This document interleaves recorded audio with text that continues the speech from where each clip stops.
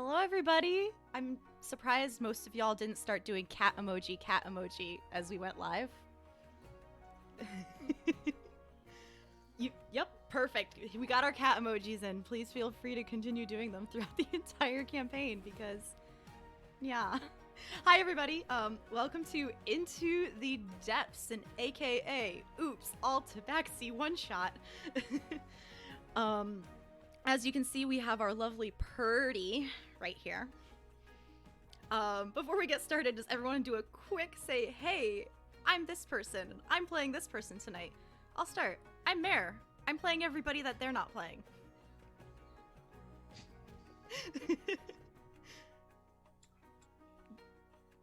Hi, I'm Eva. I'm playing Pipurr Fleawell today. Are we doing the classes and whatnot? Yeah, sure, why not? It's already on the overlay. Well, then maybe I don't need to say it. Whatever, I'm a sorcerer. It's fine, it's cool. It's cool. Yeah. Ask me about my wares. Ask her about her wares. I regret that. I don't know, should I quickly add a channel points to add something to Piper's wares? Yes. I'm gonna get That'd be amazing. I'm gonna get that set up while everyone else, introduces their characters. Hi, I'm Dax, and tonight I will be playing Oliver Snipes, the Broken Fist, a rogue who is in desperate need to find a certain someone and snuff him out. It is I once more. This is Graeme. I am playing Nenet, your most wonderful and fantastic Tabaxi monk sorcerer that studies at the academy, and I don't really need to study or learn magic because it's kind of worthless when you can punch things. Hello, my name is Bob. Tonight I'll be playing Fang. I have not had time to practice a voice. Yay! The monk barbarian who's currently traveling the wastelands looking to avenge the death of his sibling in the past. However, doing so will only bring further curses amongst his family. Will he succeed? Will he not? Wait and see. How many channel points should this cost? 12? 4,000. I don't know. We'll start at 1,000 if no one has one. Actually, let's do 500. I don't know how many channel points people have, so. I think you get 750 for following. So everybody, keep an eye on chat to see if you have anything added to your wares that just suddenly randomly shows up. I don't know. Maybe I should add Pipurr is a bit of a merchant, which is why she has wares. Yes. Graeme, good job. There is no one named Graeme here. You are mistaken. This is Nenet. While everyone else in chat says, hey, this is going into Pipurr's wares, I will set the scene for all of y'all. As always, as we all know, Etios is a desert continent, and the four of you have been hired once again by the University of Vumalor to head out on an expedition. Though this time, it is not looking around some ruins. This is an escort mission for an ambassador heading out to the Northeast Canyons. You are escorting Wild Belle, who is also a Tabaxi, actually. She is short, very fluffy, and if you've ever seen an angry palace cat, she looks like an angry palace cat with little spectacles on her nose. A cloud of dust is making its way across the sand, and as we zoom in, we see your group. Nenet, do you want to describe yourself and what the group is riding and being transported on?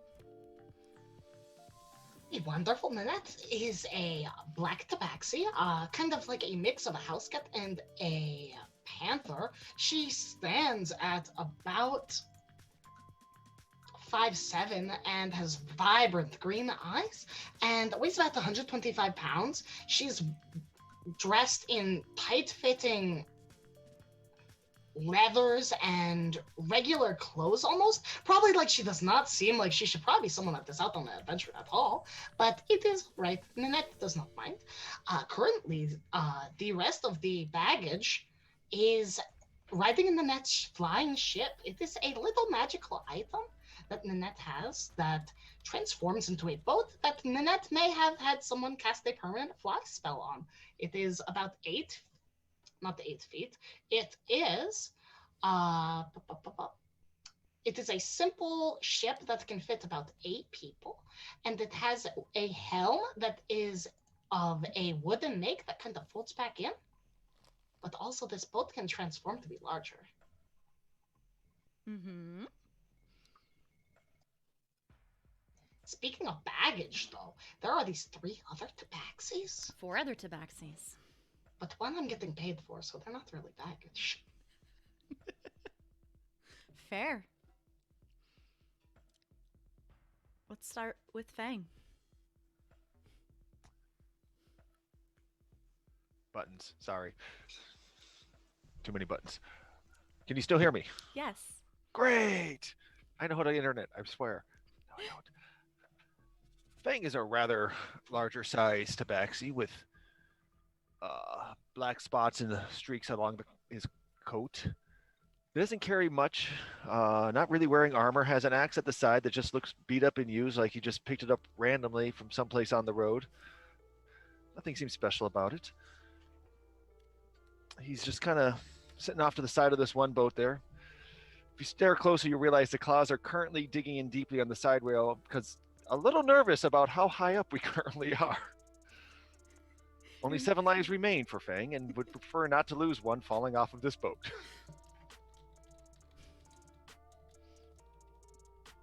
Oliver.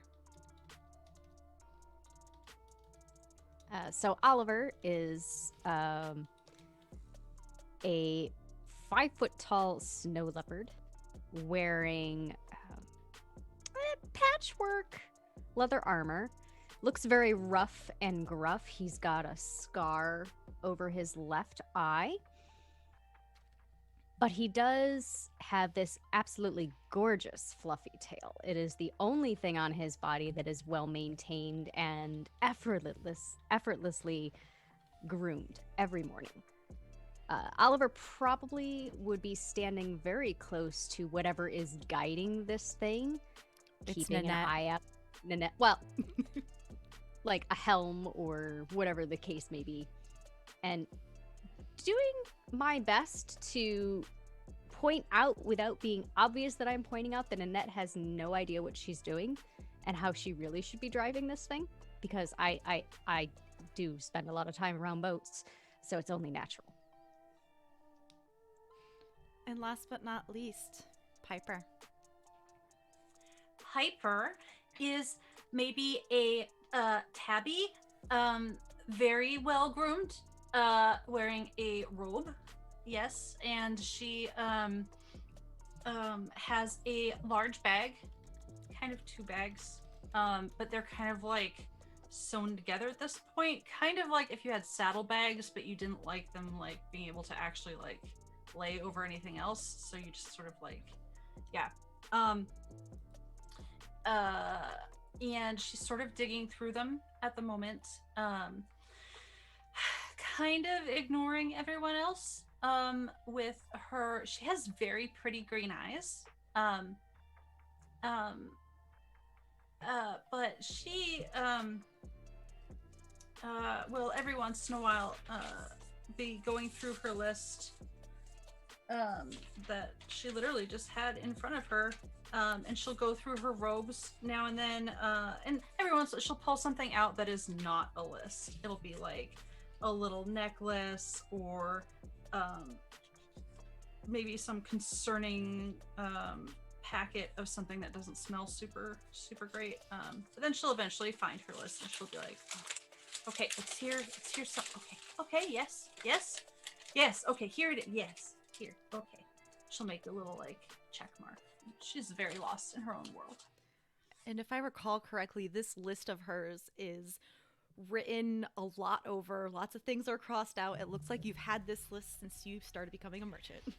Yeah, it's one of those pieces of paper that's been folded and refolded and then refolded again so many times. It's basically a cloth at this point And the good news is sometimes the ink fades, so she gets like a whole new place to like write new stuff on it. And someday, probably very soon, it's going to like just give up the ghost completely. And she'll need a new piece of paper. But a new piece of paper isn't her list. So that's going to be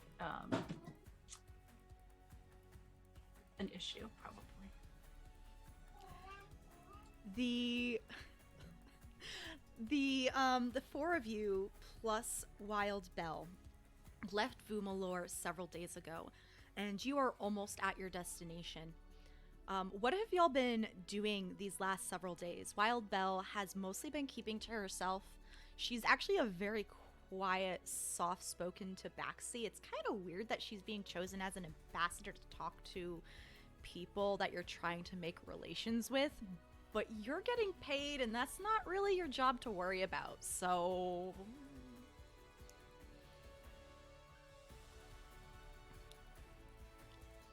I'll go first.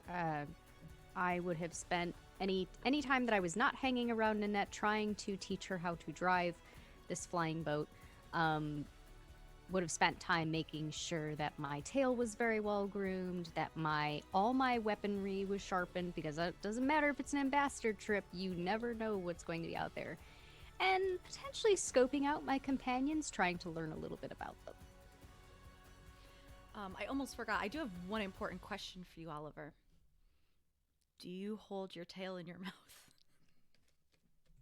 Do I hold my tail in my mouth? You're a snow leopard. Oh. No. Only in dire need. Fair.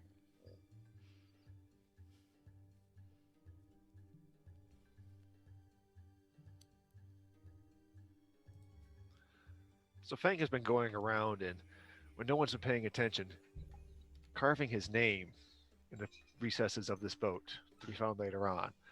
At some point, this became a little bit of a game, and then now there's a little bit of a scavenger hunt, and clues are going around there that eventually just lead people in circles if they ever do find it. Beautiful.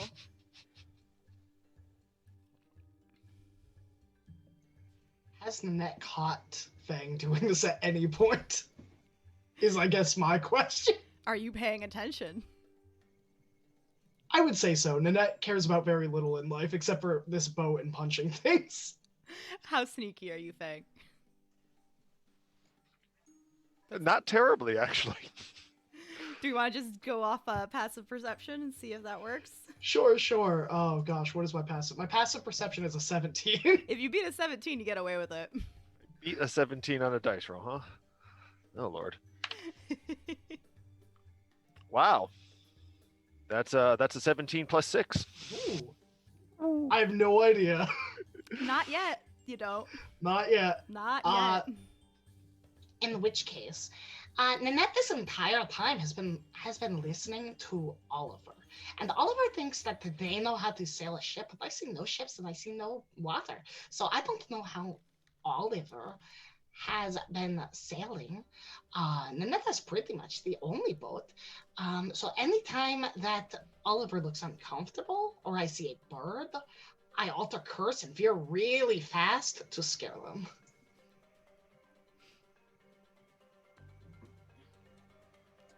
My list! Oh, she's gonna try and catch her list as it... Oh, careful, please. Well, that is unfortunate. It is such a shame that Nenet was not paid to keep your list safe. Very true. And Pipurr, is there anything specific you do on your several days' travel to the Northwest Canyons? Oh, yeah. I will find a favorite spot, kind of up near out on the deck somewhere, I guess, because she has no pattern recognition as to these scary maneuvers. And if someone walks by, depending on what like she's found in her bag, she's in a constant state of like resorting everything, so that like the list is organized as the bag is organized. You can imagine how that goes because there's not really any pockets in the bag. Bags, and she'll just like, you look, whoever is passing by, like you could use a shiny new ring. What do you think? I rolled, and it was Wild Belle who was slowly passing by, trying to keep her footing on the low deck. I'm not really in need of a ring. But it's a decoder ring. I'm fairly good at decoding on my own. But this is a ring that'll do it for you. Yes. I guess. 9 silver. Yes. It's a good price. Can I look at it?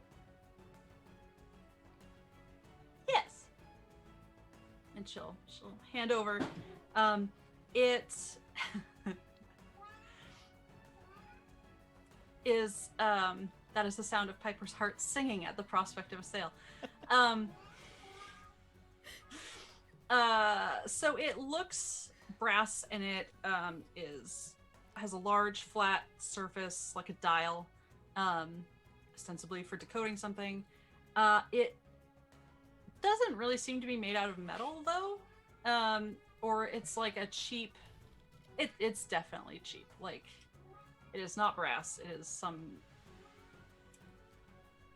I don't want to say like clay because that wouldn't work out so well, but like. It's just coated metal, coated iron. Yeah. Sure. 9 silver.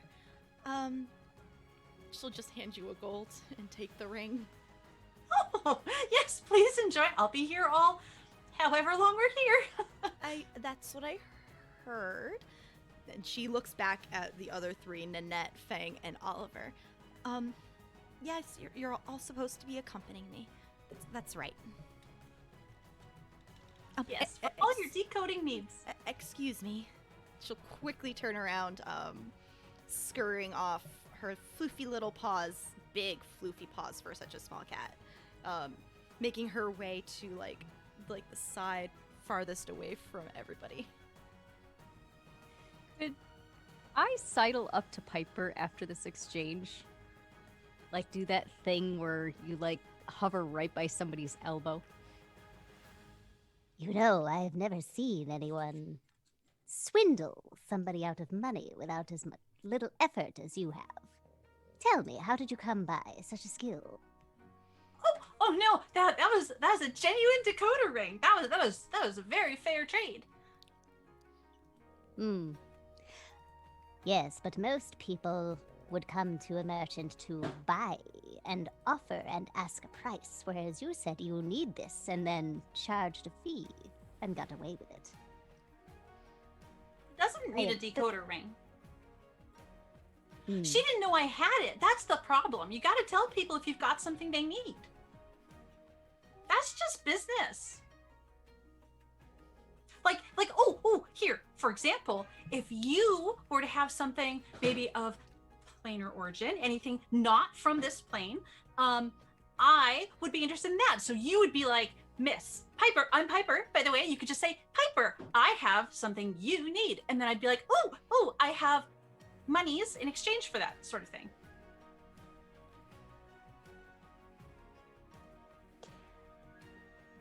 Perhaps, but I doubt that what I need is in that little bag there. And I'm just gonna point a paw. I mean, who doesn't need you look like maybe a fancy boomerang sort of person. Who doesn't need a fancy boomerang? Is the boomerang attached perhaps to a man's heart? A particular man's heart, maybe in a jar, where I can look at it forever. I do have a jar in it. You know, let's just check. She's gonna dig through her bag, and she'll pull out a jar. Of dirt? It's a jar of dirt. And a jug. And no, a jug isn't really the same thing as a jar. I'm sorry. And there's probably no hearts in here. There's honey. Do you want honey? No, you don't really strike me as a honey person. No. Oh, and here's the boomerang. Not a heart. Okay. How about this, Piper? The day you find this particular man and you take his heart and put it in a jar, I will gladly pay you for whatever it costs. Does that sound Whatever like a it deal? costs.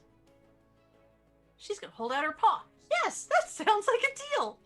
I will shake that paw, and then I will walk away and just side-eye Piper as I do so.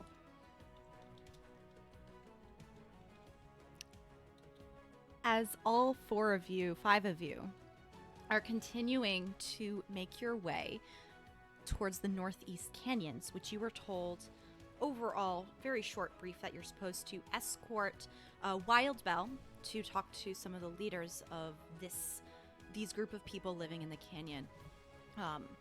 Maybe like within the last 100 years, it was pretty empty. There weren't a lot of people up near the surface, but within these last several years, it seems like people have been coming up from the depths, and they're actually not hostile. They're fairly friendly, and so representatives from the university are going to chit-chat, talk, see if trade can be done with the city.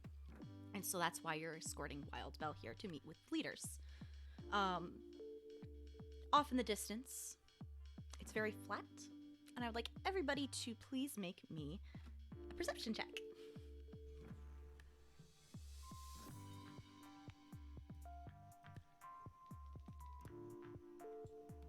$23.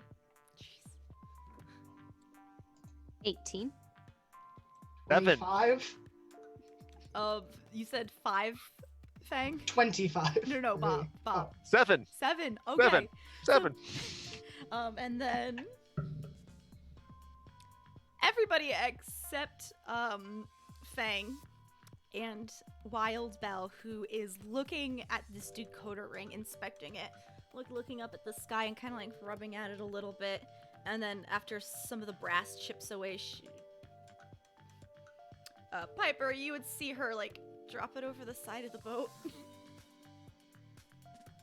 But the 3 of you see a sudden dip as you are going over this kind of like partial hill, and very close in the distance you see this sprawling canyon of cracks in the ground leading deep into the earth. The afternoon sun is at a slant, so it's not shining directly straight down, and you can see shadows moving, and as the dust kicks up, it looks like you've made it to your destination. The closest crack that you can see, especially who got over I think everyone got over a 20 except Fang. So Piper and Nenet, you both got about 20 or above. You do see off in the distance a couple figures holding glaives or a spear, some kind of long pointed weapon, looking out across the desert. And that's really all you see besides this great canyon before you. Nenet would like to know where we should land. Should we land near the people with these pointy sticks? Nenet is a little uncertain.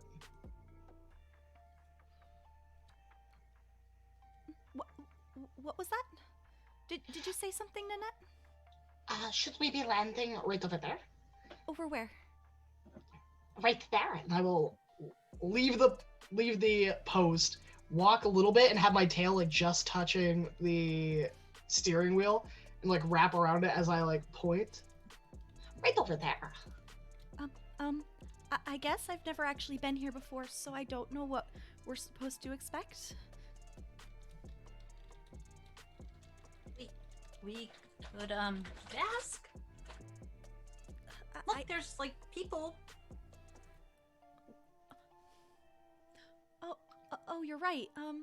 I guess right there.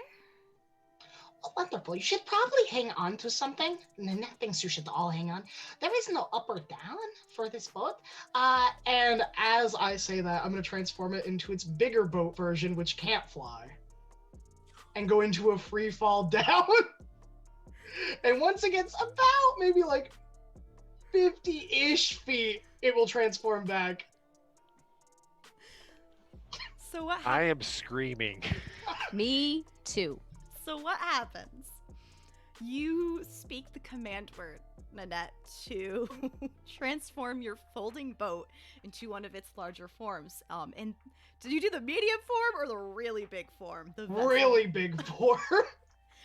All four of you feel this folding boat like unfolding beneath you. The planks are moving and shifting. I'd like all of you to make dexterity saving throws, please, as this happens. And Nanette, you automatically succeed because you knew this was going to happen. Oh yeah, You have done this probably. too many times. Let's be real here. You've had a lot of joy rides, most likely. Does Barbarian Danger Sense let me have advantage on this? Sure. I will say, if the person I'm set to escort looks like they're about to fall in the net, we'll grab them and pull them in. I got Go ahead. flat 14. And Piper's holding her bag and muling. Fang and Oliver. Dirty 20. 15. Oliver and Fang, you were able to grab onto something. Piper, your bag is like above you, like kind of free falling with you, but like just out of reach. Wild Belle looks like she was able to grab onto the side just in time. And she's not going anywhere.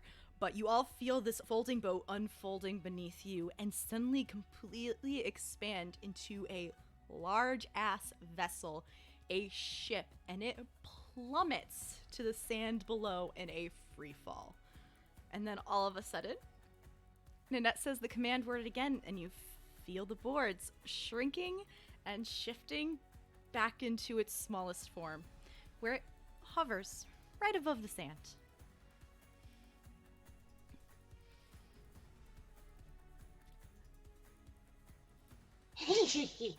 Scared the cats? That was simply a test to see if you were ready. I was not ready.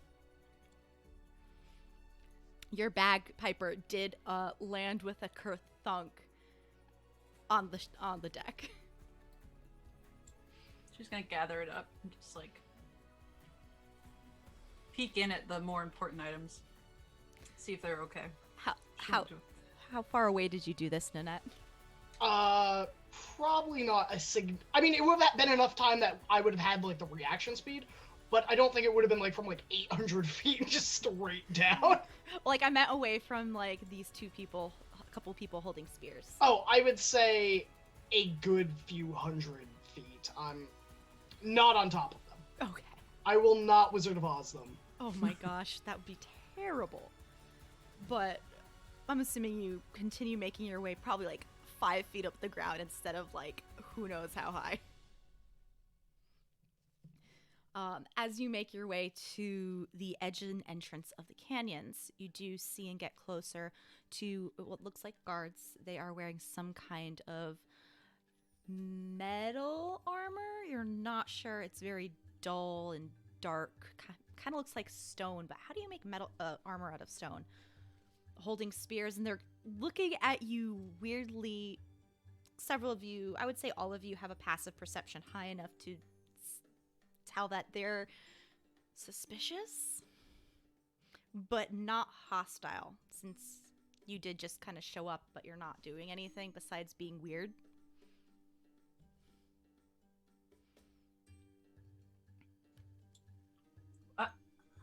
I'm sorry, Jim. What's weird about us? Nothing. Absolutely nothing. Do any of the people I'm traveling with have a fancy hat? Just purely curiosity, nothing more. Are you looking to buy a fancy hat? I have a Absolutely fancy not. hat. Nanette is absolutely not looking to buy anything. Then I will keep my hat. That's fine. I mean, what does it even look like?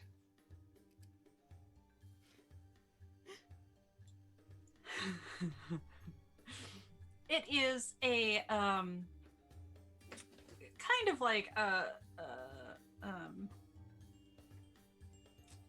what are they called?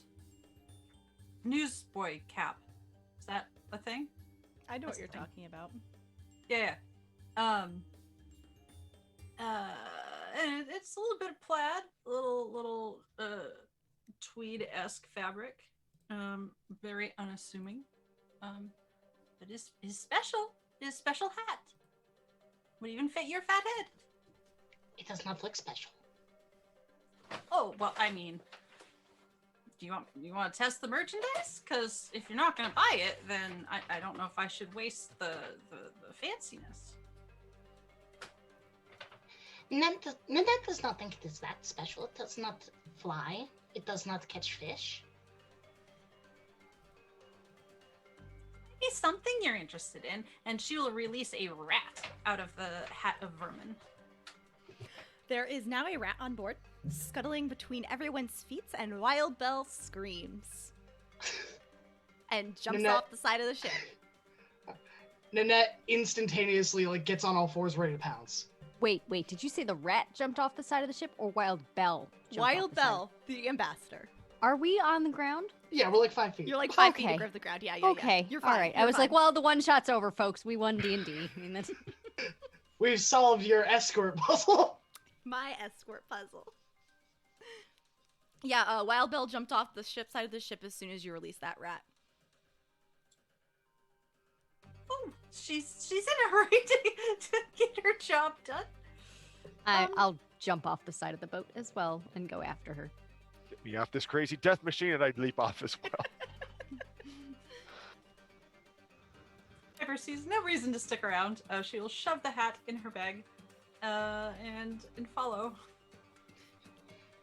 Nenet will stand there for a second, take one step onto the edge of the boat, and start shrinking it, and hold her hand out, waiting for the rat to scurry as things start to close, so she can just catch the rat. I would definitely say you have a high enough dex to... You're a freaking monk. There's no way you can't catch this rat. Rat acquired. Wonderful. If Nenet has a separate bag, I will put it in my separate bag so that I can store it in Pipurr's bag later. It is an angry rat, and it was... Unless you have a way to try and contain it, it's going to burrow out and chew through your bag later. You know how rats work. That's fair. Well, I guess I will toss the rat. Oh no, what's crueler? Setting the rat in the middle of the desert or taking it with me? Man. I will set the rat down on the ground It and say, scurries. I know. Scurries If away. Nenet sees you again, I will eat you. Wild Bell took a step away from the ship, and as soon as Fang and Oliver hopped off, she made her way to take a nice step behind you, chest heaving. Why did... Never mind, I have a job to do. I'm not going to worry about it. It's fine. This is fine.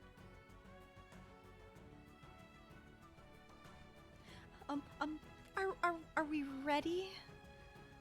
I was told that they were expecting us. Well, I am Rizzy as you are, my lady, so I'll look to the rest of the group. I'll get my folding boat. I'm ready to go. Nenet is ready to go. Okay.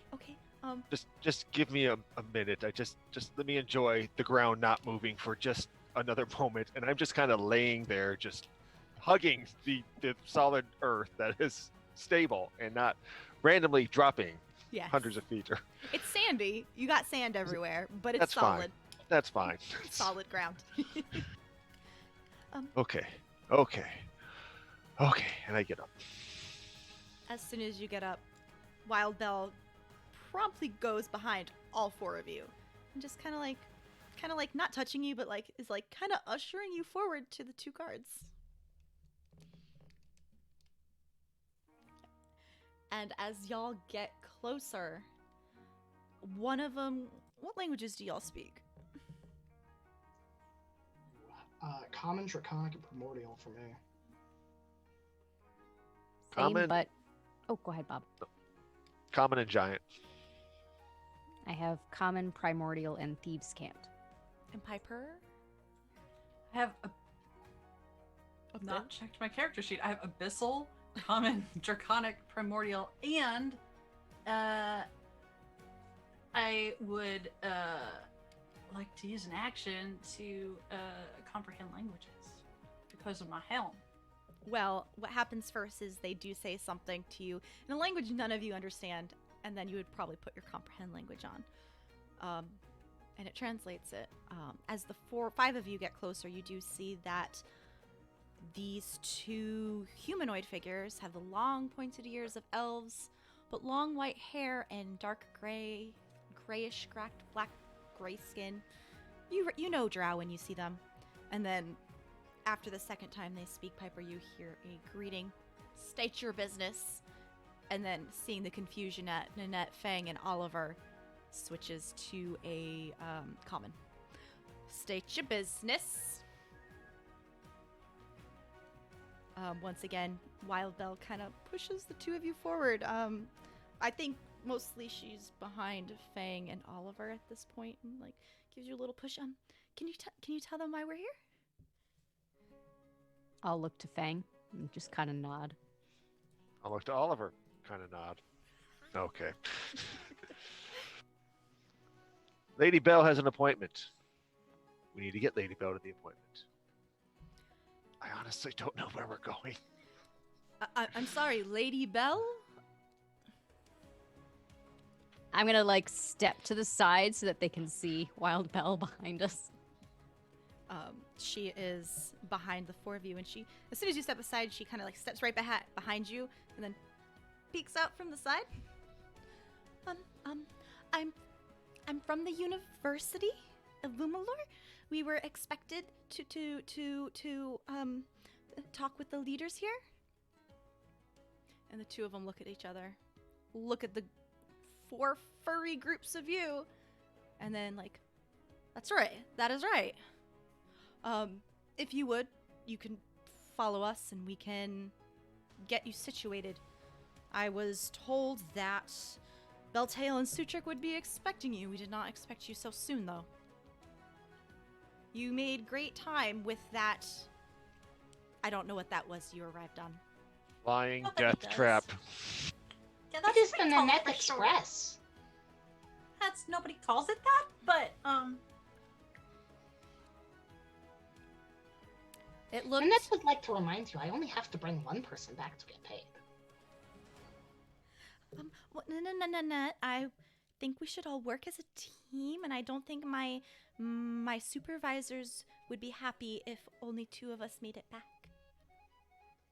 Nenet has never left anyone behind before. the Nenet Express it is. Lead the way, you four. Wraps herself a bit in her jacket, her cloak. The two drow put their spears mostly away. They're just holding him now and no longer death gripping them at this big ass vessel, like making their way to the canyons. And step aside if you would like to head in. Piper will go. Absolutely. What you all Are they colorful guards at all? Like, it's just stony, like, land, right? Yeah, the armor is more or less, it kind of looks like rocky. Kind of like maybe as you get a closer look, it's not really rock, maybe like a coral or something like that. It's really hard to tell what exactly is made of. It's nothing you recognize. But it does not look like metal. Good to know. They step aside, allow you to go forward, and they take up the rear. And you enter these deep, deep, deep canyons. And you are on a ramp slowly heading down the sides and the edges. And what you see is winding depths as far as you can see. It's really hard to tell exactly how deep these canyons are, but the bottom is outside your sight. You can only just hear the sound of possibly water. And maybe like several thousand feet down, maybe like 2,000 to 3,000 feet below where you entered, you see water hanging out in the air, making and weaving its way throughout these tunnels and cracks in the canyons. And you're not close enough to see, but you do see movement in there as you continue making your way down this long, long winding path. Those of you who have been to Zephyr's Nest, which is the northeast city of the continent, they have built their homes into the side of the cliffs, and you also see passageways leading deep underground without much access to the sun above that is peeking inside. You all have pretty good noses. You've got those cat noses with your lovely perception. You do smell moist air. You do smell a cool breeze coming out from a lot of these caverns that you pass by. There's a lot of drow moving about, and they all give you more or less a straight path as you are being escorted by guards. Every once in a while, you do see, especially as you get closer and farther down, you do see the flash of a pink skin, some gray skin, before ducking around a corner. Eventually, you are led into a long corridor that is brought into a large chamber with a couple chairs and a table. At one of these chairs is a drow, not middle-aged, but definitely getting there, with long hair braided to the side. And the oddest thing about this room is that there is a stream of water floating in the air, partially coalesced in a ball in the middle of the room.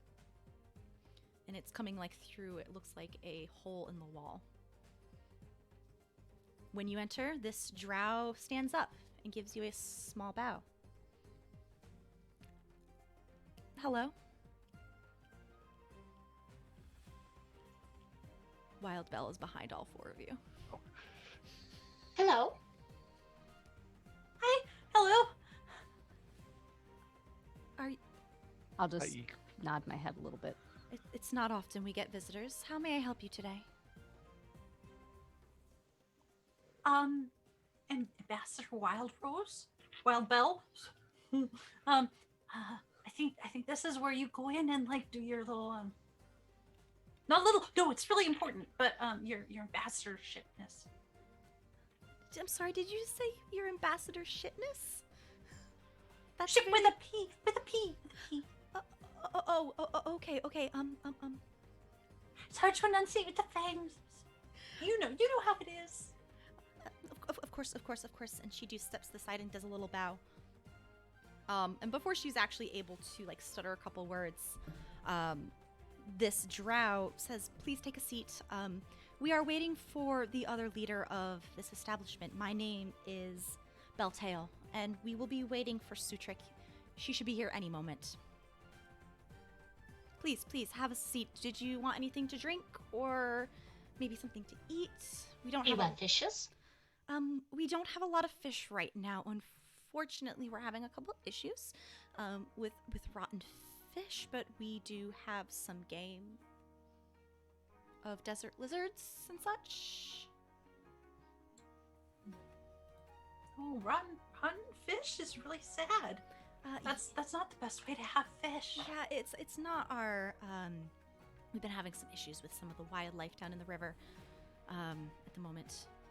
As y'all are talking, Wild Bell has taken a seat at one of the chairs and just is kind of like settled down, shrinking into her chair.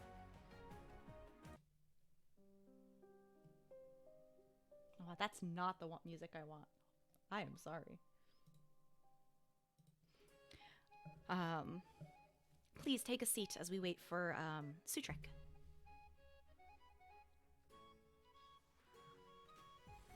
Is there any seat that gives a better view of this floating ball of water? Because that's kind of cool, and I kind of want to go over and touch it, but I'm not going to. Yeah, there is definitely a seat that's closer to the water than the others. I would like to take that one. Yeah, as you're a little closer, it's very crystal clear, and it seems to lead off into a hole in the wall. It looks like it used to be like a cavern. It's definitely large enough for someone to walk through if there was not water there. And as you're peering at it, you do see in the depths of the darkness a figure swimming through the water.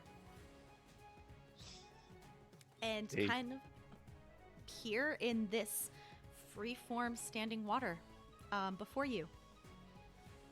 Spellcasters, if you would like to roll a Arcana check, you do see this figure making hand motions in the way of a spell. 23. 18. Yes.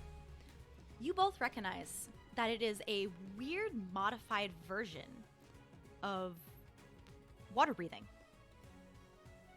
And after a moment, this figure, the water is kind of swirling, so you're not getting a very clear look at what this creature is. Hops out, and what you see, after taking a couple big breaths of air, and you can see the gills on the side of its neck, inhale and move and exhale. And what you see is this pinkish form with a very long, kind of like tadpole-y tail, very flat face with a wide mouth and beady eyes, and 3 little kind of like antenna thingies going out from the side. It is what you probably think it is.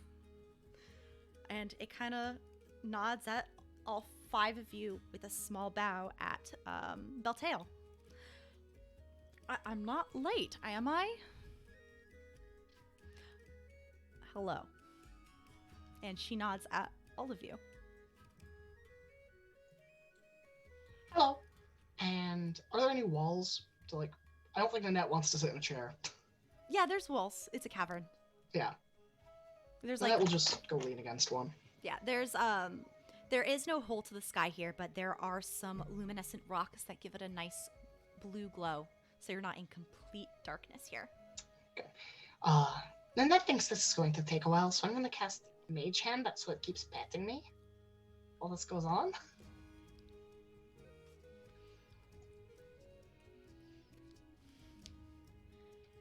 After Beltail and Sutric look at each other, kind of like a knowing look, you know, that silent communication.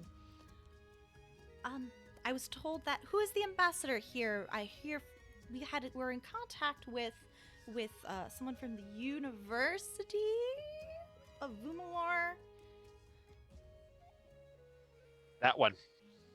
Point to Wild Bell.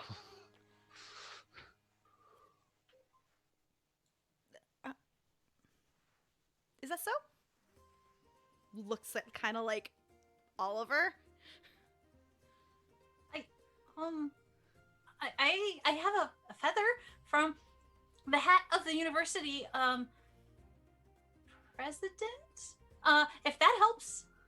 I don't see how that helps, which is this creature which you've never seen before. I'm sorry. My name is Sutric. I am one of the leaders here. We have a couple we only have 2 races. I've never seen anything like you before. Excuse my bluntness, but we are quite interested in starting trade with some other places around here. We've only recently emerged from the depths. I am Sutric. I am the leader of the Ambistoma race here. Well, to be fair, I mean, I don't think any of us have seen any of you either. So, now, if you wouldn't mind, Miss Bell, do your thing. And I'm gonna turn to Wild Bell. Yes, that's why I'm here.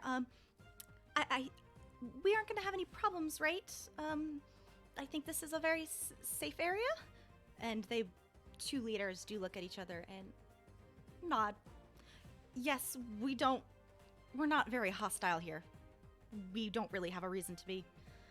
So if you would like to make yourselves at home around our small city, unfortunately we don't have a lot of lodgings here, we did recently make an inn because we have had a handful of outsiders come over the last couple of years called, I don't know, what did they call it? A wink and the pint? Not sure what a pint is, but that's what one of the outsiders called it. I don't know. We're kind of like on the upper levels of our lodgings right now, but the deeper you go, the more people you'll see and more of our settlement you'll see. Sounds like a perfect time to get an ale. What do the three of you think, if the lady is busy talking? I think I can handle it. This is why I was sent here. This is my job. And if you wanted to come back at the end of the day?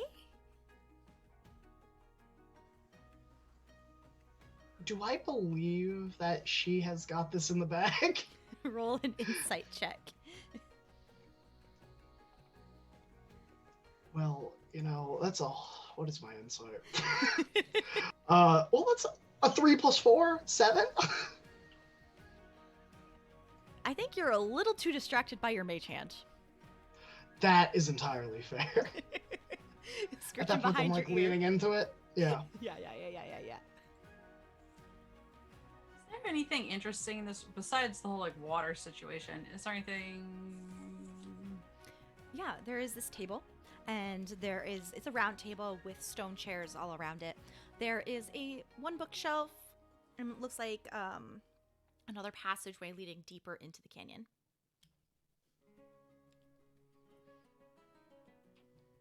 And there's also a table with looks like paper and a writing implement, which looks like to be made of some kind of coral or seaweed.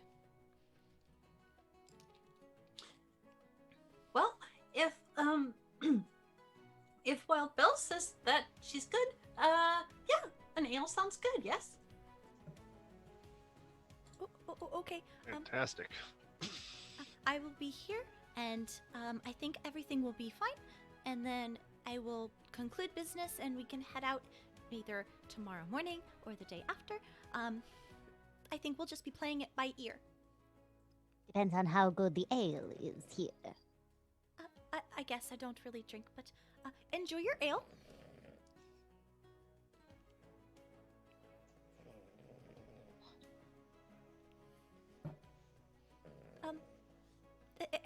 Excuse me.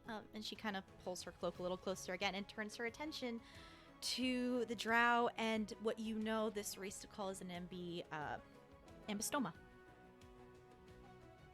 Graeme, you had raised your hand. That's why I was like, I'm going to wait. Oh, that was Nenet waving. Oh, okay.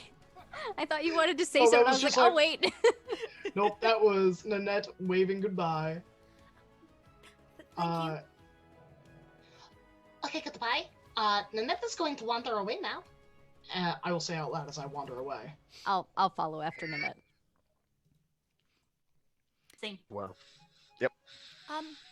You do hear Belltail calling out from behind you. If you follow the signs, it just looks like a pint. I think that's kind of like a cup and an eye symbol. They're a couple 100 feet down. It's back into the cliff a bit. Okay? I'll turn, give a quick nod to indicate we heard, Okay. and turn promptly on my heels and keep going. Fang, Pipurr. Are there like walkways that go around, or is it like cuts through the cavern that we could like jump over and like climb down? So, canyons, straight down cut into the earth. There are walkways and ramps leading down this way. You turn around a little bit, and you keep going down, back and forth, back and forth. Every once in a while, you'll have a large outcropping connecting the two sides to each other.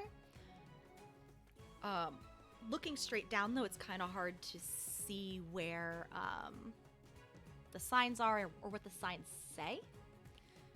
And you can't really see the openings from just looking straight down, but they are climbable. It is like rocks with handholds.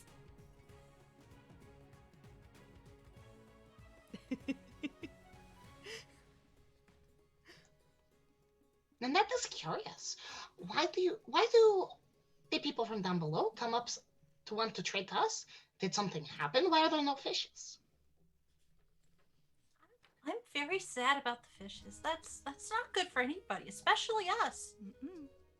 The only reason Nenet took this job is because they said there would be fishes. And the gold. And not failing at the academy. But Seems to also, me you have 3 reasons, and which of the reasons is only reason? I mean that makes sense, doesn't it? The fishes, pretty straightforward. Gold buys you more fishes, and being learned at the university lets you learn about where to find more fishes. I'm assuming you're all saying this, talking while you're walking. Yeah. Pipurr is so correct. That is so smart, Pipurr. I did not know you were so smart. Nenet is astounded. I mutter under my breath. Doesn't take much to astound you, then, does it? As the lower you go, it is a couple hundred feet down as you follow these signs of a eye, a wink, 2 eyes. One of them's like kind of closed, and then like a weird pint glass. And the farther deep you go, you do see more of these waterways. And what you see is more of these ambystoma swimming through the water to transport themselves throughout the lower parts of the cavern. Every once in a while, they will pop out. Doesn't look like all of them can cast magic like the leader did. So they kind of hop out for a second, talk to like maybe like a friend that's a drow, or make a purchase, and then kind of like hop back in the water and do their business. Eventually, you do make it to the sign and an arrow leading deeper into the cavern, where you see a door that's partially open and what looks like kind of a bar. And you do see some people drinking.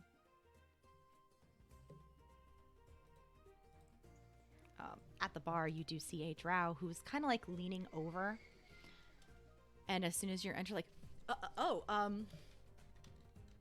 visitors.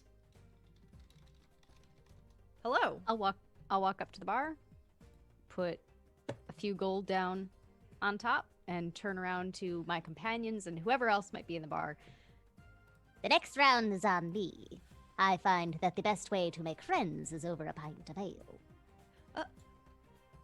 Very well. Of course, strangers. And soon there are pints of ale being given to all 4 people in the bar, plus you. Does that mean we're friends now, Oliver? I stop. Sure, why not?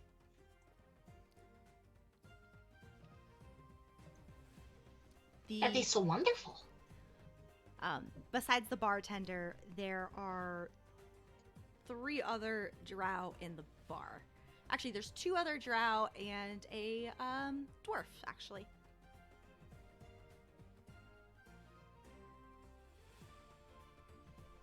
Nenet would like to wait for her companions to take their first sip first. While you're all maybe drinking, the drow holds their pint up at you. Thanks. Chugs. Kind of lean over to the bartender real quick.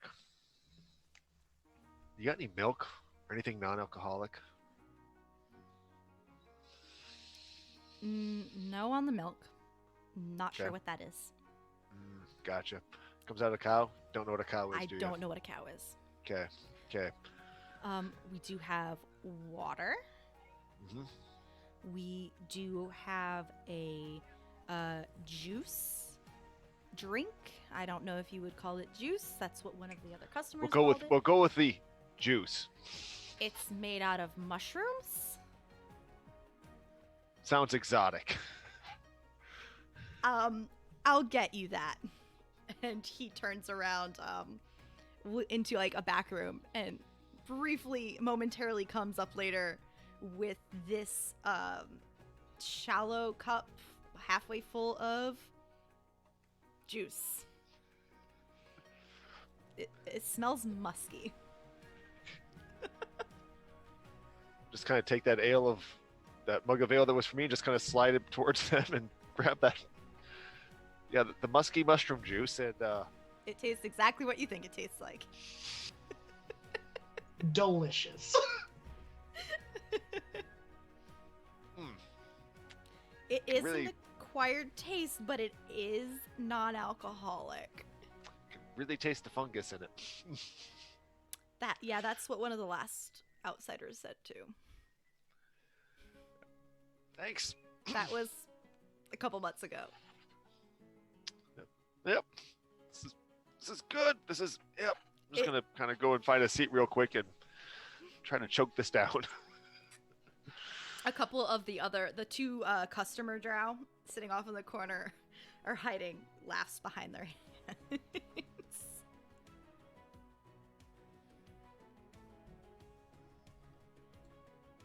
Piper is going to sip her ale and try not to focus on the smell of whatever Fang just got. It's kind of it's strong. It's weird. It's hard to believe it's not alcoholic.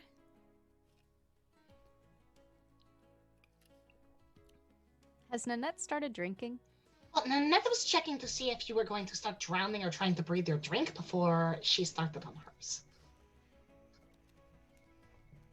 A long time ago, Nenet saw someone with a bowl, and they found it underwater, and then they tried to make them breathe water underwater, and it was crazy, and they would have drowned.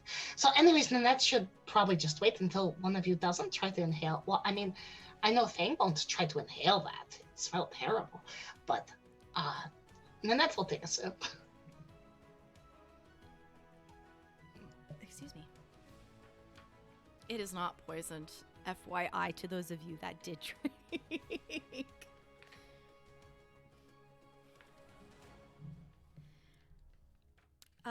Nenet.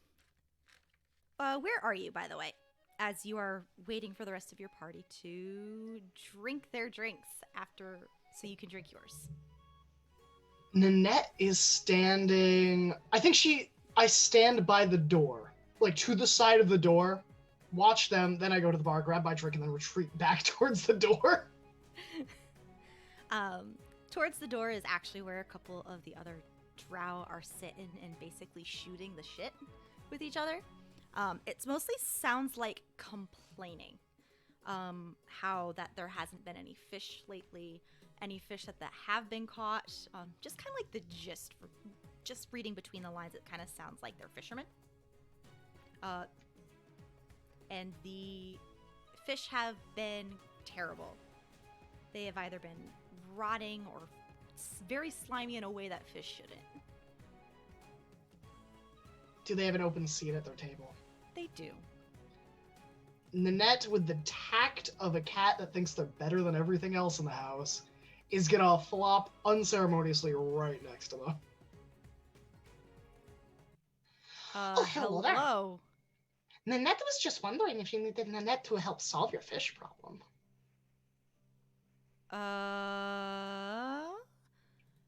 I guess. Because it sounds like you are having a problem. That problem is mostly to do with fish. And Nenet has only eaten fish a few times, but they were very shiny. And slimy is not a word that Nenet would use to describe those. The two drow kind of like side-eye each other and then side-eye the rest of the group. It's only like a very handful of you in the bar, so it's kind of really easy to see where each and every one of you are. So you all see Nenet take a seat at this table and suddenly, I don't want to say harass, but question these two drow about fish. I guess, so that's not our biggest problem.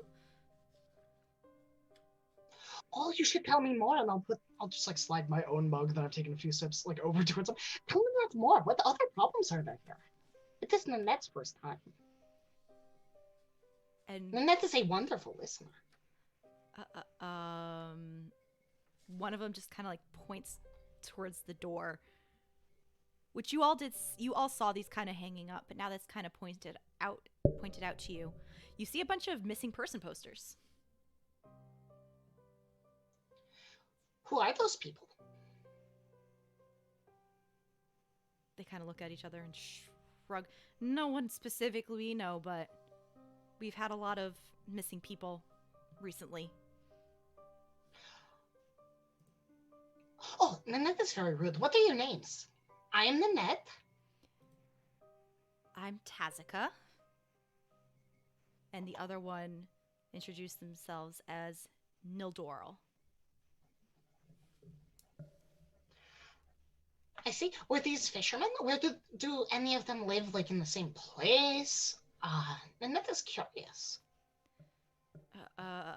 They just kind of they're like really confused as why you're taking such an interest, but yeah, there's they were all fishermen, or maybe not fishermen, but they're all aquatic ambystoma creatures. A lot of the either fishermen or our ambystoma friends have gone missing. There's a lot of weird things going down towards the bottom of the canyon. Is that why you are all coming up to the top to trade? Is something eating you? They just kind of shrug at each other. We've been making our way up the last couple centuries. Populations But why? grow. Populations grow. That makes sense. What are the other three of you doing as Nenet is having this conversation?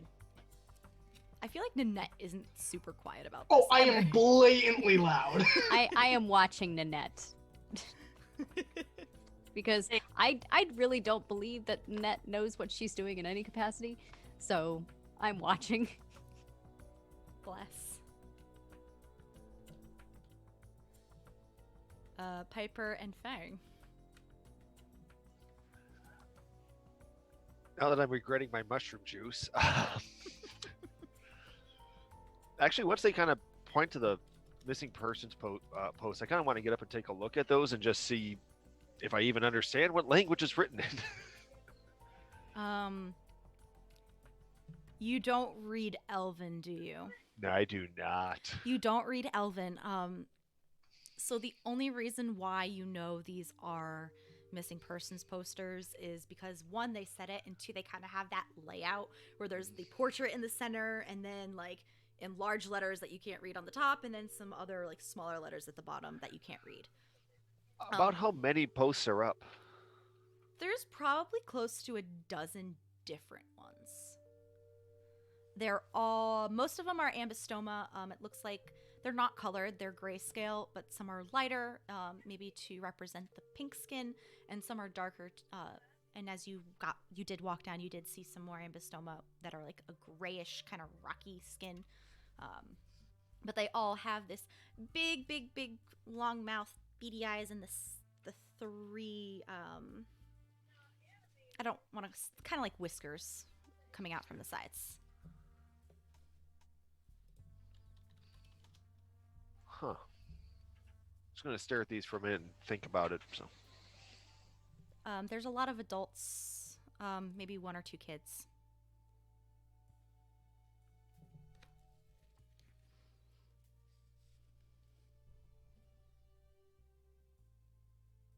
Pipurr, what have you been doing?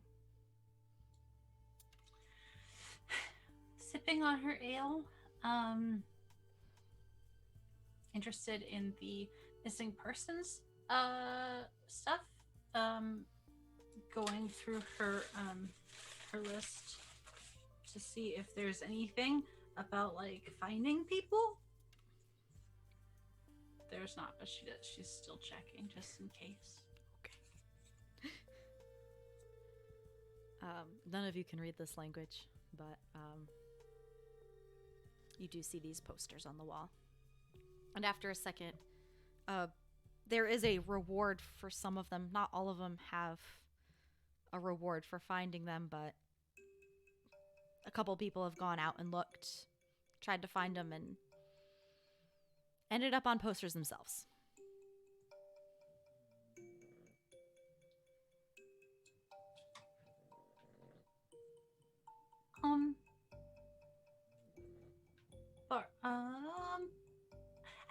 funny just calling you bartender. I'm Piper. What's your name? The bartender holds out his hand. Bruzen. Bruzen. Bruzen. And where did my note go? Oh God. Oh God.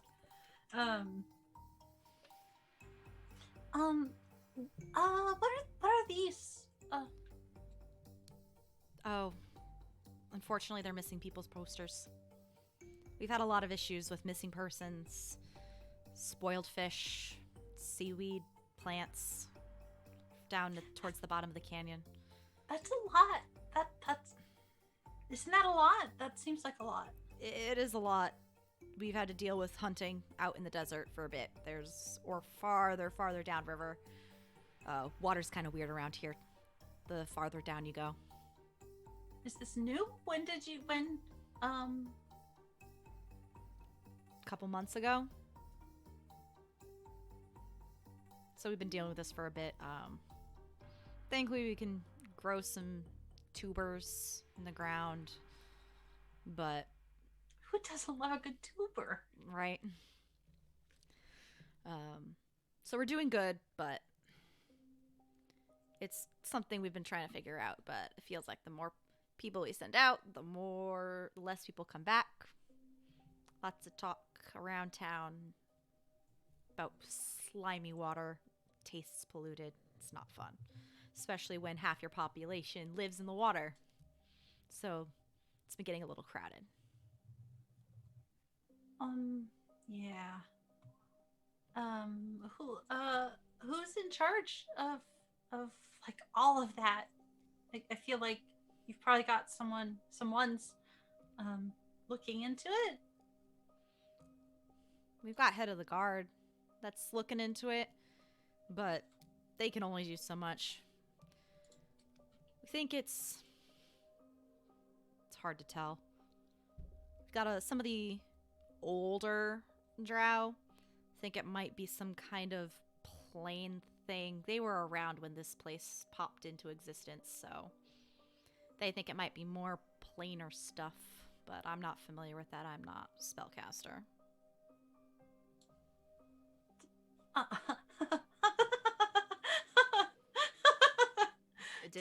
Did I say something funny? Did you say planar stuff? That's just so fun. It's just a coincidence because who did you say to talk to about that? Your spellcasters? We don't have a lot of spellcasters, is what I was trying to say. We have like one or two that's looking into it in the guard, but excuse me. That's what they think, but it's kind of hard and hazy to see down below.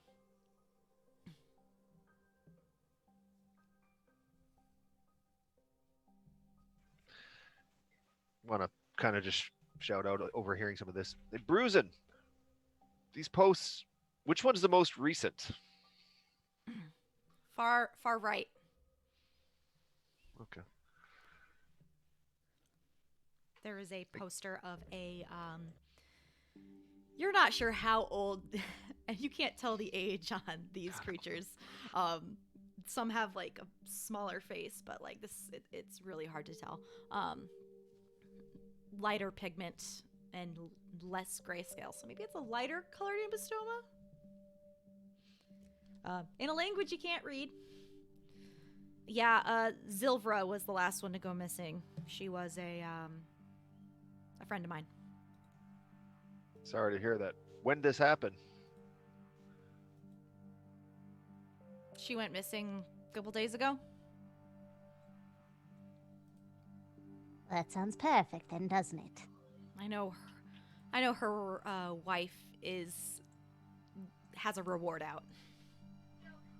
A reward, you say? Yeah. Do you know how much? What do you use for your currency system? I have to do some converting. Gold? It's what I put on your bar top. Okay. But you do like 10 gold to a platinum, 8 gold to a platinum. What do you do? 12. Roll deception. Oh, this should be fun. All right.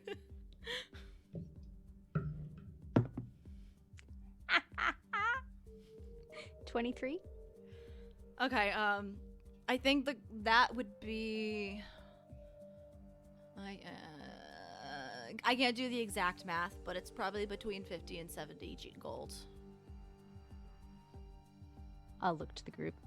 What do you say? We have a day to kill. Why don't we go and maybe find this recently missing person, make a little money for our pocket, and make some goodwill for the good ambassador? Perhaps she will pay us a little bit more for helping her on the sidelines.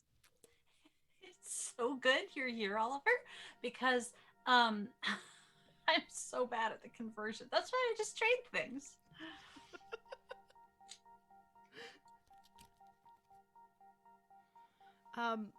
Yeah, I can. It's kind of like the hot topic in the city right now of Brita, so. That is fair. The hot topic in the desert is this heat. I guess it's kind of. It kind of stays coolish down here.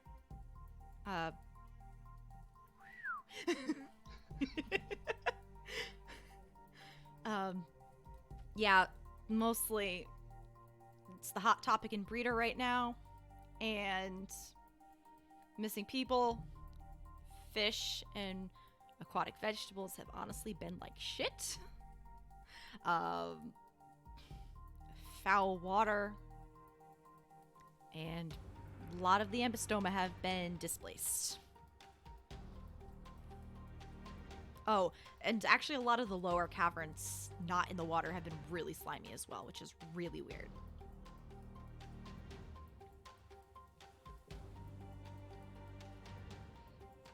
I'll look to the group.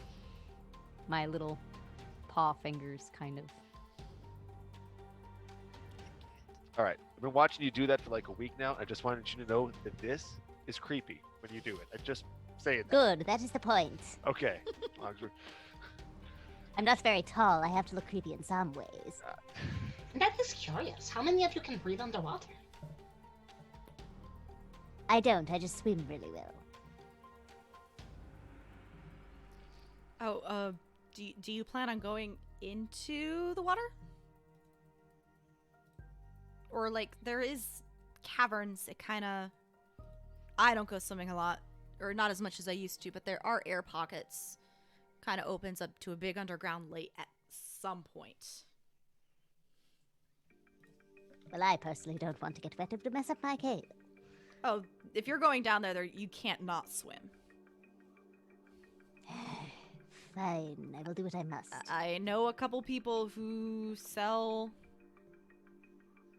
water-breathing potions. Nenet is curious. Sure. Do you have any liquor that can get lit on fire? If you pay for it. Nenet will pay. Yes, then I do. 2 bottles? Sure. Do I dare ask? No.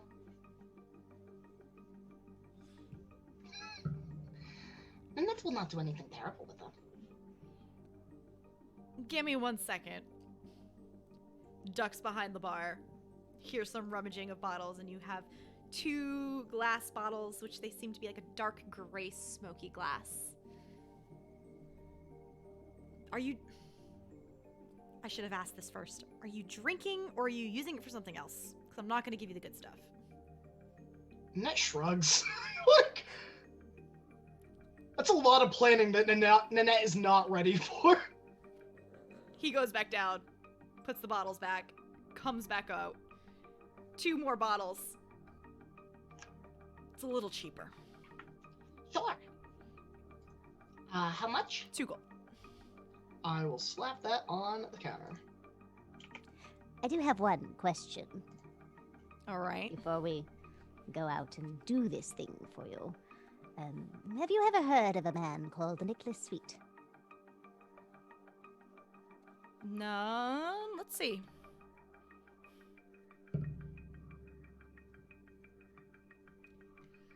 Green cape, weird hat, bushy beard. Yes, exactly. I've heard of him, never met the guy. Perfect. Then when we return with your friend and we are successful in defeating whatever thing hides down there that is causing these problems, you will remember that Oliver, the Broken Fist, conquered where Nicholas Sweet could not. I'll pretend I knew what you meant by that, and I'll keep it in mind. Excellent, excellent. Do I know this person? What are you rolling? You know Pipurr. You know I was gonna say. Fang and Nenet, you can roll history if you would like. It's a nat 1. No, you don't know. For... You don't know who this fucker is. Already forgot his name. Not important. Unremarkable. Like, Nat 1 is perfect. Fang? I'm gonna take this last of my juice and drink it real quick. Oh, I can't even imagine it. And I like mushrooms. I hate mushrooms personally. And as soon as I'm done, I just want to look at the drow that are just sitting at the table and just gonna say, nobody drinks this, do they? I just kind of put the cup back at the bar and. Oh. The dwarf sitting at the other table. From what I've learned, it's the equivalent of prune juice down here. I'm glad I'm staying regular. All right. Yeah, Pipurr, you know, but are you gonna roll history, Bob? Oh no, roll history? Absolutely not. Okay, that's fine. Pipurr, you know who Nicholas Sweet is. Wait, you've heard of Nicholas Sweet, but based off the description, you know them as your sales associate. That's right, because he never introduced himself to you as Nicholas Sweet. But the description sounds familiar. Oliver?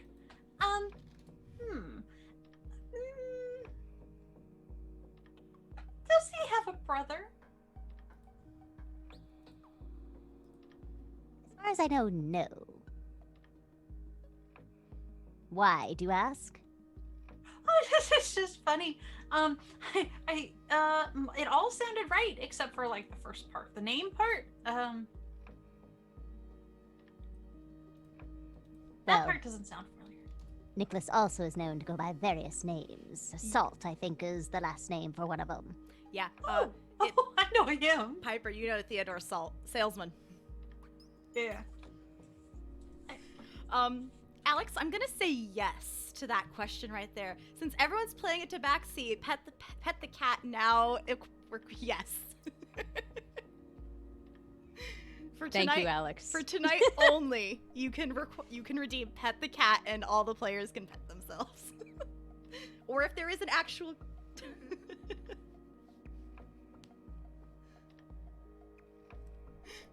Rusty now hates me. It's fine. It's fine. It's fucking fine. But yeah, Theodore Salt, you know him as.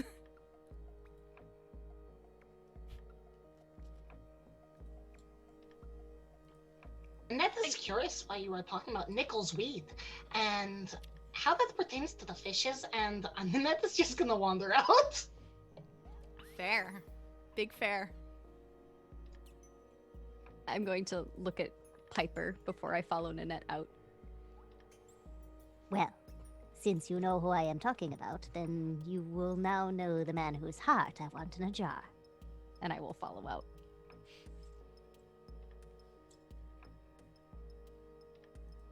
Are you gonna murder Nicholas Sweet to get his heart in a jar of dirt? Is the real question. Who For knows? another day. Pipurr is delayed. Like, she waits like a solid 30 seconds before following everyone out of the bar because she's like trying to do the like math. I wait those 30 to 40 seconds as I watch Pipurr struggle with something and then make sure we all leave together. And I think that's a good point to call our break. So everybody, we'll be back in like 5 to 10 minutes. Please stretch, hydrate, pet your pets, please. And we will be back soon. We'll give all of you hearts.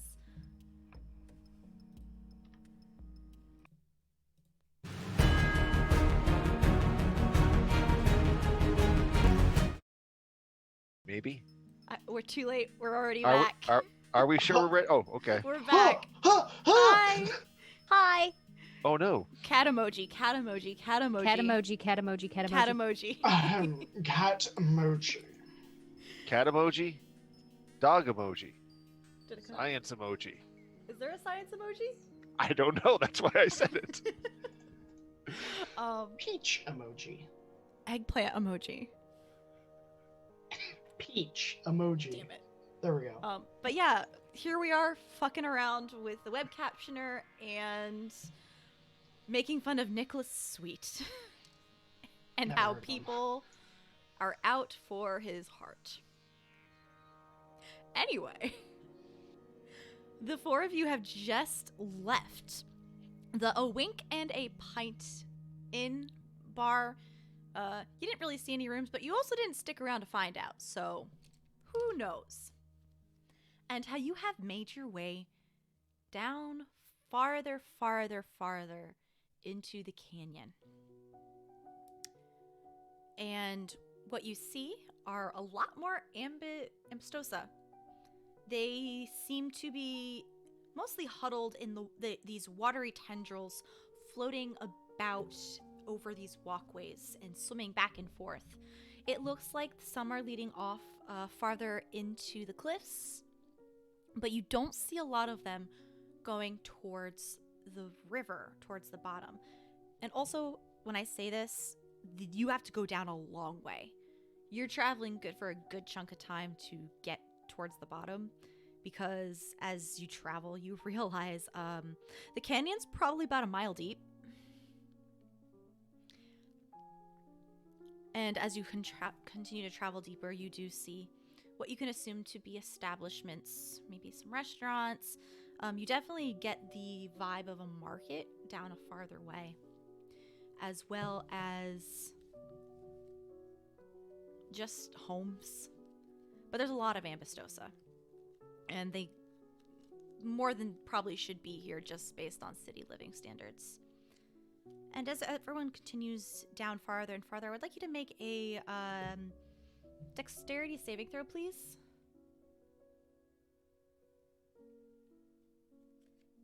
DM, can I ask a quick question while we're making our dexterity saving throws, please? Sure.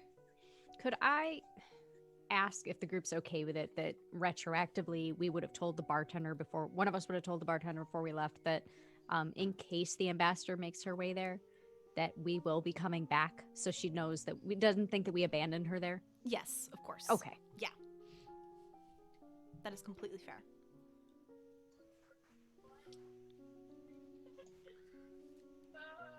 So my totally innocent dexterity saving throw, 22. 3.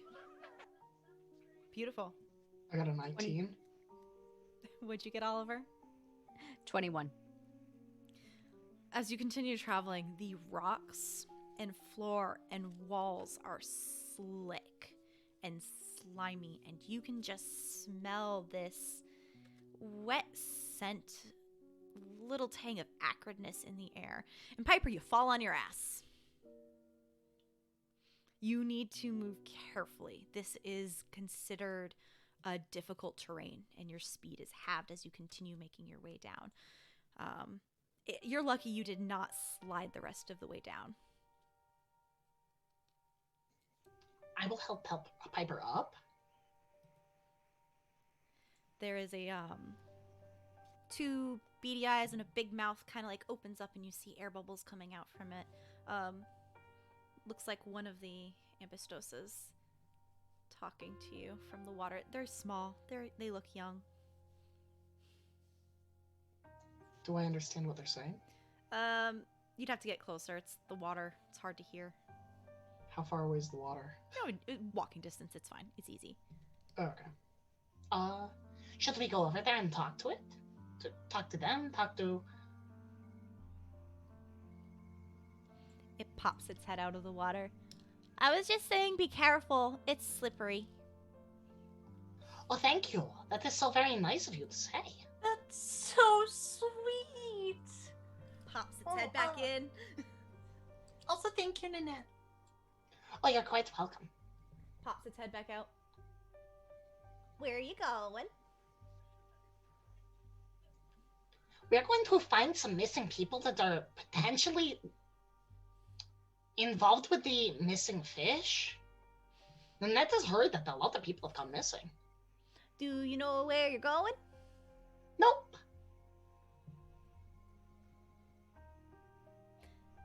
If you pay me some money, I can lead you around.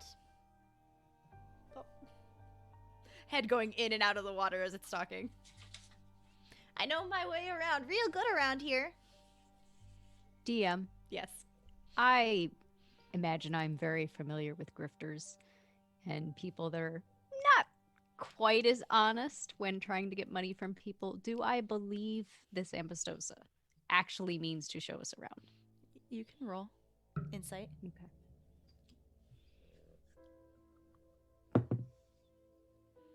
Ha! 19. Yeah, it looks like this young Ambostosa is just looking to make some coin. I'll look to the group. Do we want a tour? Oh, do you want money or do you want things in trade? What's your asking price? What you got? No. Something If you- cool.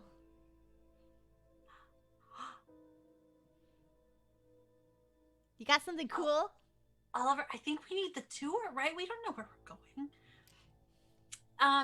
I think for you, let's see, what's worth knowing where we're going? Where are you How trying to about- go? The guards. That's like all the way at the top. What about a potato? They said that they don't have tubers. Do you have any potatoes in your sack? No, we got tubers. Listen, I also can't go all the way up there anyway. I can't breathe air for like more than like 2 minutes. That sounds right. That's probably longer than I could breathe water. So, Oh, really, that's not so bad. do you need to breathe water? Do you know how we could do that? My mom might make water breathing potions for a living. Do you got something cool to trade? It's gonna be What two. It's gonna be two cool things because if you're looking for potions and then the tour. I think maybe.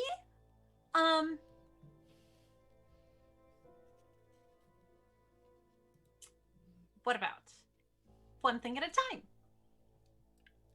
Water first because you can't breathe underwater and the tour would be useless. Yeah. Oh, you are clever. Okay, let's see. Potion maker, water. Let's see. What would be good? How about this feather? No, probably not underwater. This young Ambostosa looks at Nenet, Fang, and Oliver. Do you have anything good to trade? Nanette doesn't need to breathe underwater, so Nanette is fine. I'll reach into my pocket and I will pull out a rabbit foot on a strip of leather. This rabbit foot is deep black with pink little toe beans. And I will hold out the leather thong with this little foot just dangling and holding it above. What do you think about the lucky rabbit's foot? What kind of lucky stuff has it done? Do you notice I am not missing my left eye? Are you supposed to be losing it? Have left your left eye? Do you not see the scar? Oh, I see. If it weren't for this little thing, I wouldn't have a left eye. So if I tried to snipe some other stuff from my mom, I might do a better job of it. Potentially. No money back guarantees, however. Roll a persuasion check. Piper has paused in her paused, digging through her bag, and just is enraptured with this whole story. Oh my god. That'd be a dirty 20. Deal. I will hand over the rabbit's foot. Okay, I'll be right back. This little Ambistosa with its long tadpole-like tail and its little whisker tendrily things swims off, and maybe like 10 minutes later comes back with 3 small bottles filled with a dark green liquid. Helps you breathe underwater. Though I don't know how it's going to help with the icky water down there, but that's not my problem. I'm just going to show you around a little bit, but I'm not sticking around because it's dangerous down there. What do you got for trade for second? What dangers are there down there? That's going to cost more money.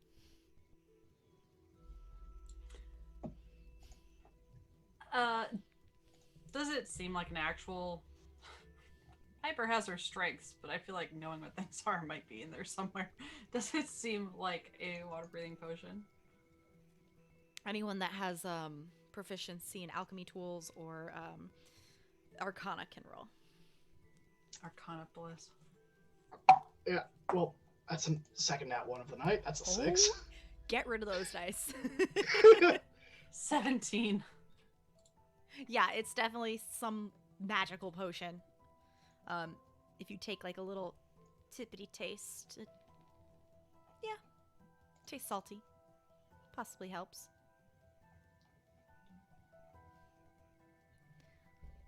Do you still need the tour? Or you want to go around blind down there? Piper will pull out a... first, she's going to pull out a cloak. A bright fuchsia cloak. And brandish it in a very, bullfighter sort of way. Showing it off. See? Magic cloak! Doesn't look magic to me.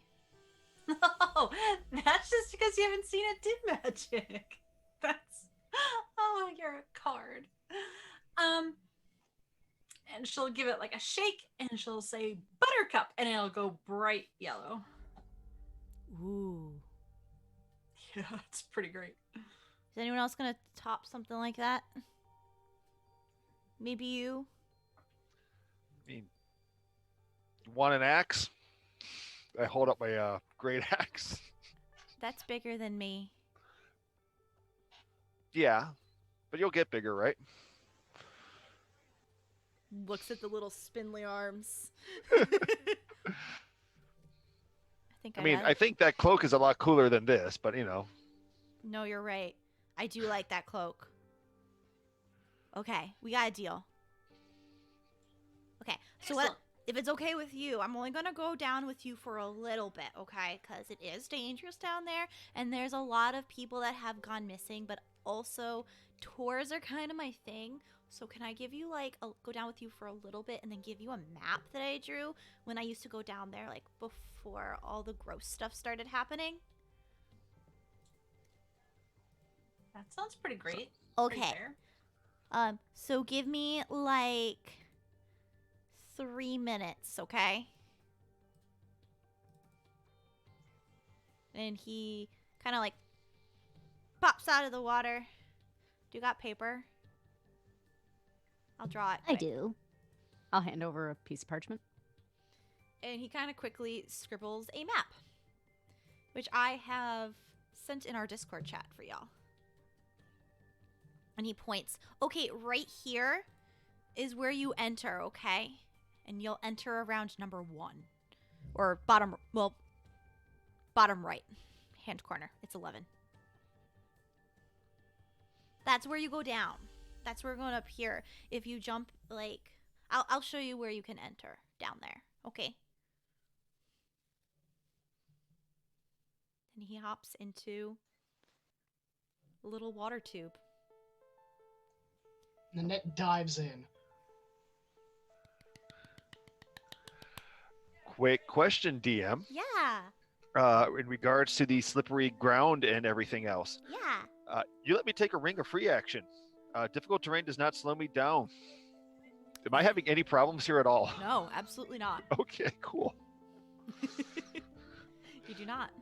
That's good to know for later. Mm-hmm. Then yeah, I will follow behind Annette in this to the water tube.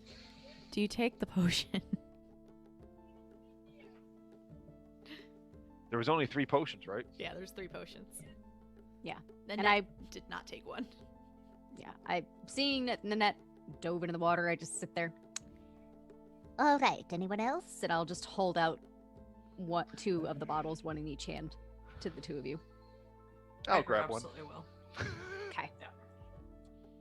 And I will take the 3rd.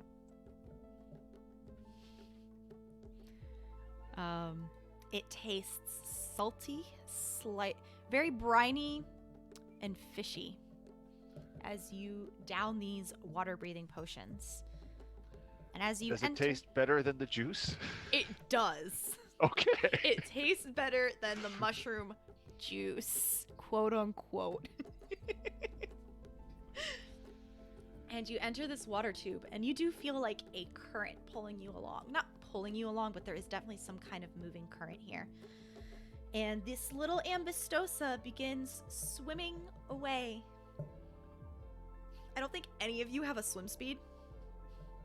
So every once in a while, it will swim ahead, stop, wait for all of you to catch up, and then keep repeating this as you make your way farther and farther down, which actually leads you almost straight down. Otherwise, you would have had to continue walking these paths along the side of the canyon. The farther you go, the darker it gets as you get away from the surface. But the less light there is, the more luminescent rocks and moss cling to the walls. At some point, you are eventually completely submerged underwater into a underground canyon. Cavern? It's hard to tell because you can only see so far with your dark vision. But the water feels murky and slimy, and it sticks to your fur. It's a little viscous, but not to the point where it changes your move speed or anything. But it's weird. You're gonna have to do like a thorough cleaning later out of your undercoat. Yeah, it's not a pleasurable experience. And even Nenet, even if though you're from a swamp, it's still kind of nasty. It looks at you, the little ambistosa. I'm going now. Good luck. And it swims far back up out of this water tube, up to closer to the surface.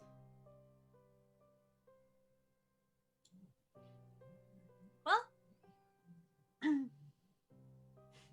we're here now. Yeah.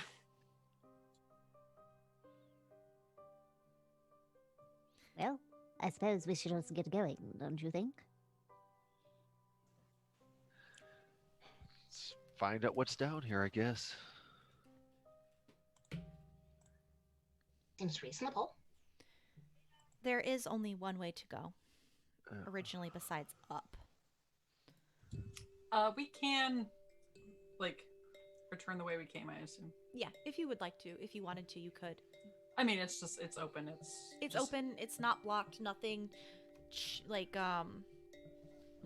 slammed behind you. There was no rock slide or anything. Not like a story a paladin once told you at the bar on her last, yeah. Yep.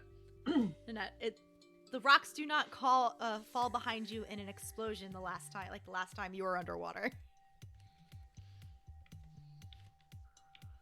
Forward, then?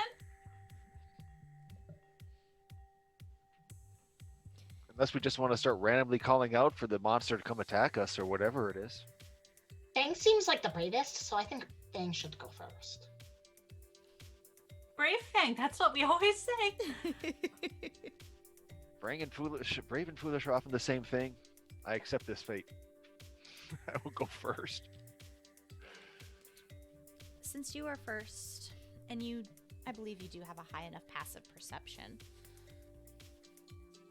Yes, you do. 5 plus, yeah. It's a 15. I did not think this through because I forgot all Tabaxis get proficiency in perception. It's fine. It's fine. It's fine. Fine. Okay. You're first, and you are the first one to notice the tang of iron in the water as you continue making your way forward. You don't see anything, but I think you're competent enough a fighter to know the taste and tang of blood upon the atmosphere. Well, this is pleasant. At this point, I'm going to actually take the axe that I've been kind of carelessly dragging with me and actually put it in a position that looks like it would be usable. Are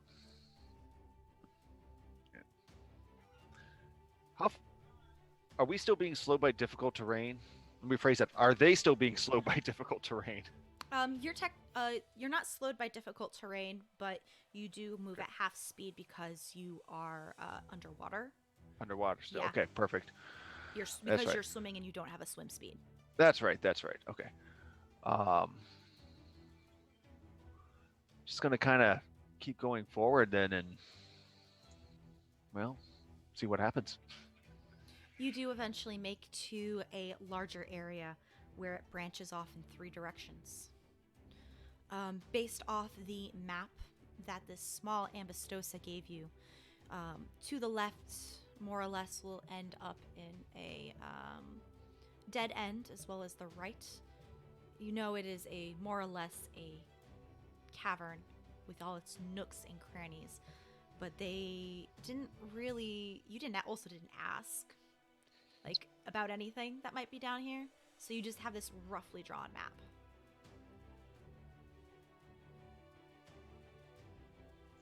Because y'all let the rogue talk you into doing this mission for like an hour for a quick buck. So, of course, nobody thought to ask any questions. Basically. Seems fine. Yeah.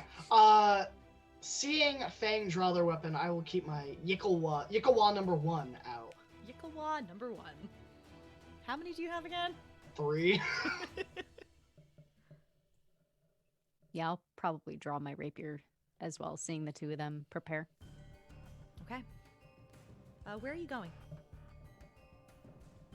What? Just following Fang. Fang, where are you leading everyone? So, you know what? Actually, once we enter this larger chasm, I'll start swimming to the top and trying to signal people up because I want to find some spot where we can talk for a second because I don't think I'm the one holding that map.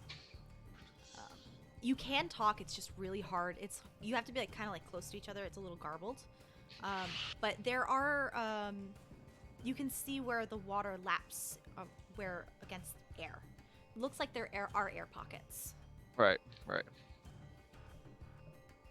So, I'm going to go towards one. If nothing else, if Nenet's close enough, I'm going to grab Nenet and drag Nenet towards one of those.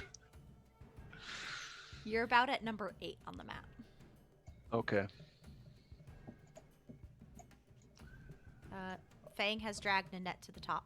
Oh yeah, Nenet just goes limp and is like, I'm just gonna be lazy and just, when you're trying to push the cat out of the way and they just kind of flop. It's like that. So Nenet's being a shit. Yeah. Yeah, fair enough. Piper and Oliver, do you follow? Yeah, sure. So, whoever pokes their head up in whatever we have to breathe with. All right. Well, what do we got? A couple side chasms and a big one. That roughly north direction.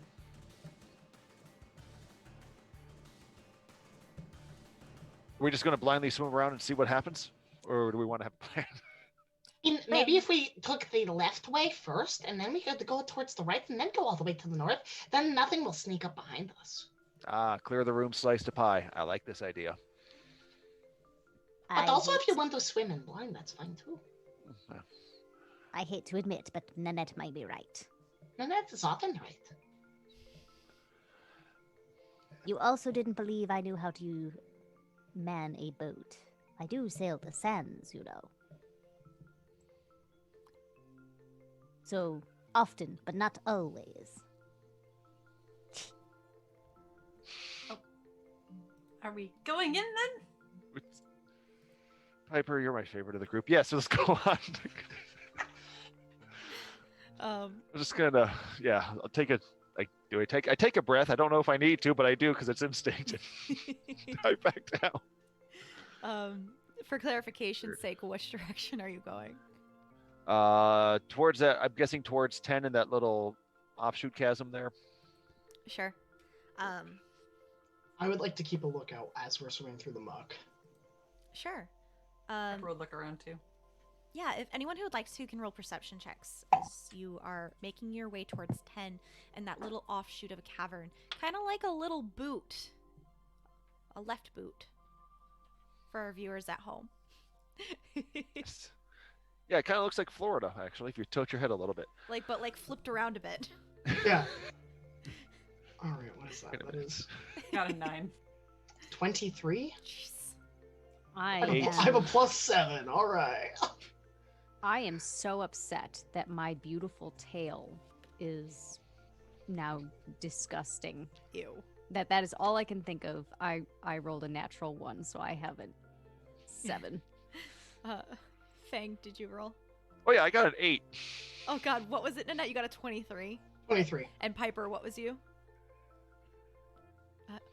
Piper, not Piper, Nenet, you are really the only one to notice. As you go through this area and kind of squeeze your way through this narrow passageway, which opens up into a larger area with a right turn, you see a lot of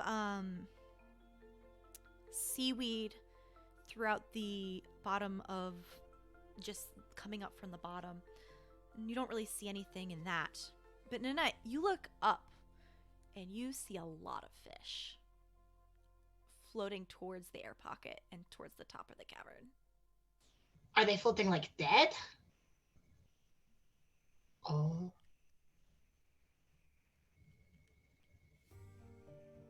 Does it look like they were poisoned or couldn't breathe? Roll a medicine. Well, I'm not gonna roll the dice that have rolled nat ones twice. Yeah, don't roll that. Why aren't they in dice jail yet, please? That's an 18. It looks like it was just connecting the dots with how you feel. None of you don't feel good, by the way. Whatever this water is, it's gross, it is thick, and it's foul.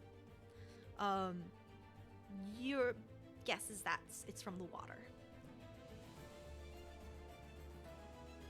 Do you tell anything to your compatriots with the fish? The fish are gathered right near the air pocket. I bet we're probably swimming around in poison, but it's all right.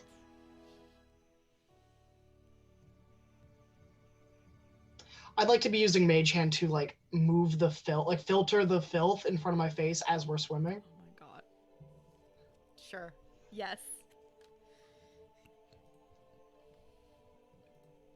But Here- yeah, go ahead.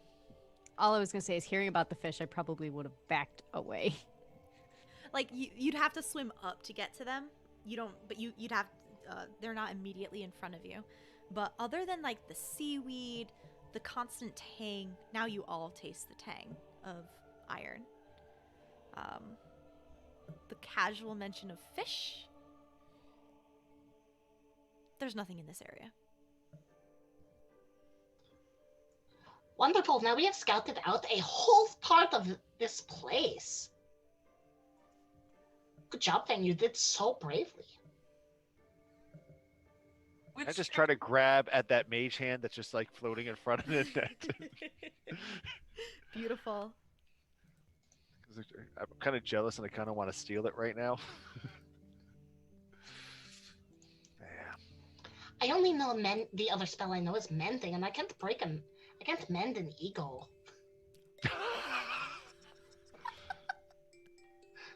That hurt. That hurt. That is okay. If we all die down here, you won't have to worry about it very long. It just starts swimming past Nenet back towards at me. Dang, Nenet. Yep. Dang. Moving on. Although, As you continue on, I think you said you were going to area like 7, 3, and 9 next, which is basically to the northeast, and like a little s'moreless kind of straightish cavern leading off to the side. Sounds good. Yeah. You do see, in this area, it's a little more well lit, with phosphorescent moss clinging to the walls on either side of you, glowing. A couple different shades, some blue and some purple and some greens, and seaweed, which also kind of like sparkles. Everyone make a perception check, please.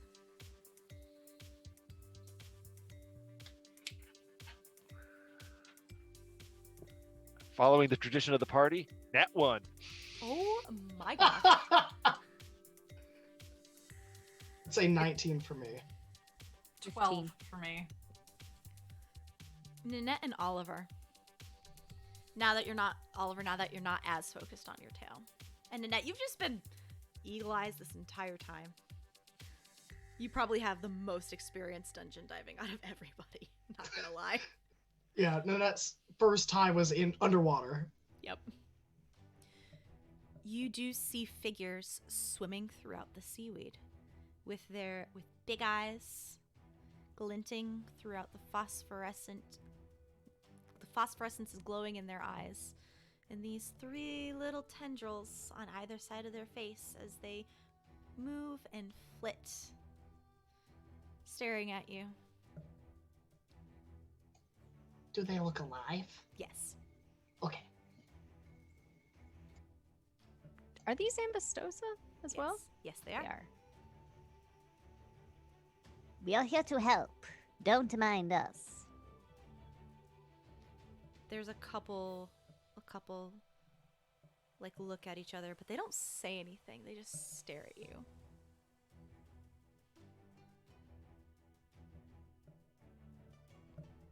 One of them calls out,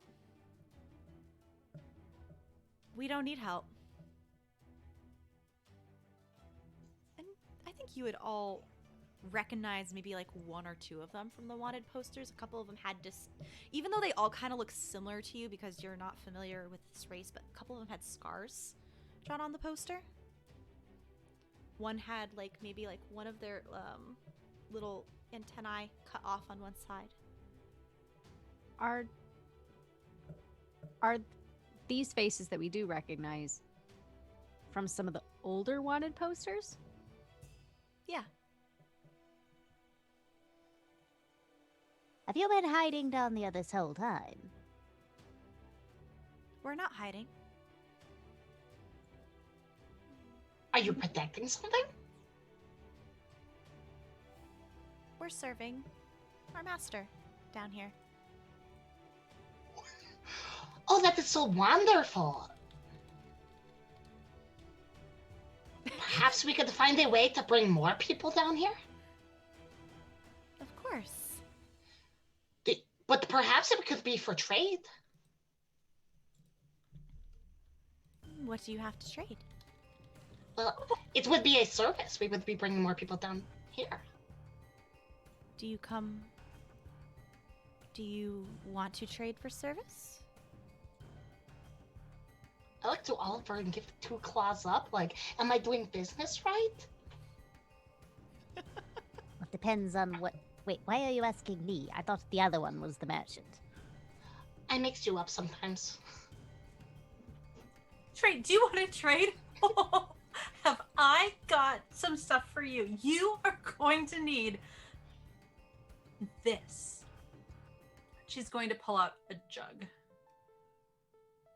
and brandish it, just like, Price is Right. I think that's useless. I don't think Master would like that. Excuse me, it makes beer. Our master has no use for an alchemy jug. Okay. How much Okay. beer does it make? You can buy it and find out. I can't give you all my secrets, Nenet. That is a trick. I don't How like much? it. This one is 15 gold. If you want the other one, it's 20 because it's special. I don't know how much gold Nenet even has, because it was always one shots. I gave you gold to start with, but I think you just took your character sheet and said, fuck it. So I have whatever. Is that higher than 20? I think you have plenty of gold. Okay, yeah. Nanette will buy the super expensive one. Actually, Nanette will buy both. If they don't want it. That makes sense to me. I am just happy that someone will be happy with these. You are now the proud owner of an alchemy jug and an alchemy jug that only makes honey. Wonderful. I feel like this is So- a good time to bring up the fact that channel points can put more stuff that Piper can spend. Yes, you can redeem channel points to put shit in Piper's bag. Oh, this is great. Sorry, I've Graham. still not seen these like other creatures around us, right? I just know that these three back here are talking and apparently dealing a trade between themselves at this moment. Once like they started talking, you see them. You do see them. Yeah. It's just like initially you did not see them when they were swimming throughout the seaweed. Fair enough. So anyways, tell us more about your master. Would you like to meet them? The Great Yes. Thoramek? Yes. Okay. I'm sorry, the what? The who? The Great Thoramek. Yeah, I mean, maybe we should meet him, right? Sounds wonderful. Of course. We can lead you. And a couple of the other Ambistosa come out from the, like, fully emerge from the seaweed, and you can see that they're probably not in the best of health, probably have not been eating as well. Their skin, from what you at least saw from the other ones you saw up above, their skin is very slick and slimy. And even though you're underwater, you can tell there's some kind of thick film covering them.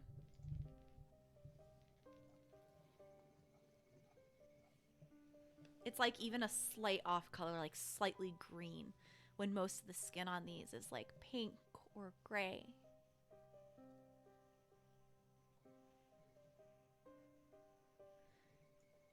You can follow us and they know you're coming. Of course they That's do. wonderful. Because they know everything, right? That's why they're so great. Absolutely. They know a lot. I don't know if they know everything, but their memories go, from what I've been told and what it has told us, they have a lot of memories. Cool. They don't Cool. forget.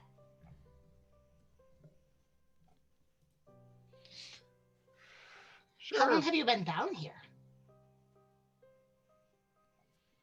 They are swimming their way, beginning to lead you off in the other direction. And they look back at you. I don't know. Does it matter?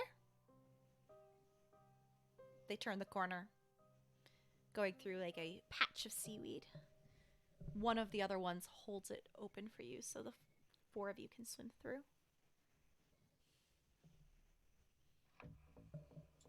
What manners? Just because you're creepy doesn't mean you can't not have manners.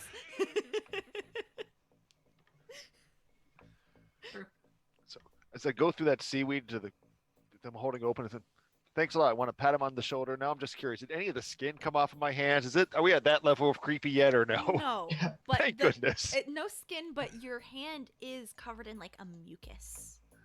Oh, this somehow got worse. That's just great. I'm gonna start pouring the alchemy jug just on my hands to see if like the beer distills the mucus. No. It's beer. It's getting dispersed into the rest of the water first before it even makes your alchemy jugs. I'm going to be dreaming about mucus tonight, and I'm not happy. You eventually make your way around the corner to number 1. Excuse me. Big, large cavern, and you can see some water and lapping of that air at the top, and you do see more fish. And just on the edges of your dark vision and on the sides of your peripherals, the ambistosa kind of like back up closer towards the wall. And from the other canyon and area and large cavern, you do see a creature. It is large and aquatic. It has a very circular mouth, which is partially open, and you can see rows upon rows of sharp teeth. It moves along swiftly. 3 eyes down the center. One, they're moving back and forth, not all looking in the same direction at once. A large, long fin tail and several long tentacles. And the foulness in the water just intensifies as it moves forward. Upon seeing this creature, if you would like to roll a knowledge check, you may. I'll let it be y'all's option. I would like to. You may. I would like to Sure. as well. Why am I having this moment where what's a knowledge check? Yeah. Pamela? Arcana, nature, religion. I'm just going to say nature or arcana are most applicable. Okay. All right. I'd like to do a nature. Okay. 23 wow. Arcana. 18 Arcana. 18 22 nature. Arcana. And what'd you get, Fang? 18 nature. Ooh, excuse me. I'm sorry. I don't think any of you have actually seen one of these things in the flesh. But Nenet, with your many excursions, and Pipurr, with your fascination with the plains, and just your people-knowing skills and your traveling skills, Fang and Oliver, you know this creature to be called an aboleth. It is a creature from the elemental plane of water. Memory is vast, as its predecessors, its parents, its previous bodies. It retains every piece of knowledge that any person in its line has seen and experienced. You know that they foul waters. Nenet, you know that they have a lot of mental capacities and are able to force their will upon others. A foul beast indeed, almost impossible to get rid of in any permanent capacity, as its body, once it is destroyed, will reform on the elemental plane of water someday.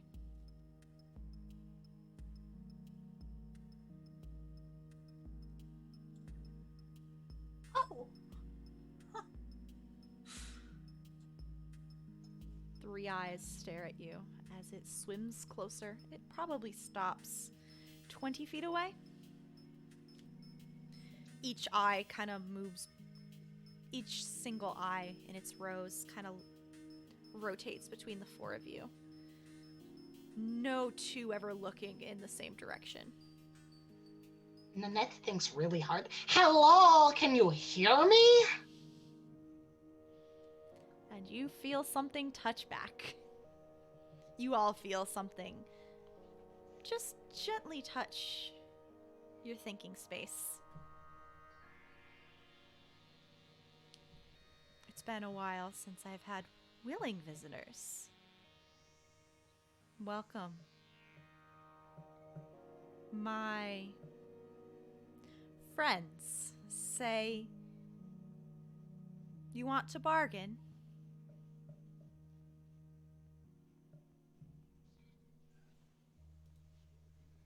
What are you looking for? Fish? Glory? Planar knowledge?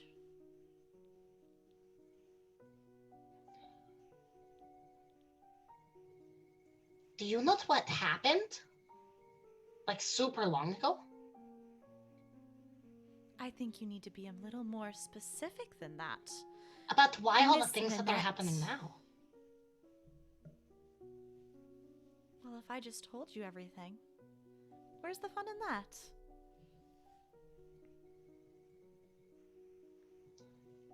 I mean, that is fair. It begins to not swim forward, but slowly swims around your party, around this entirety of the cavern.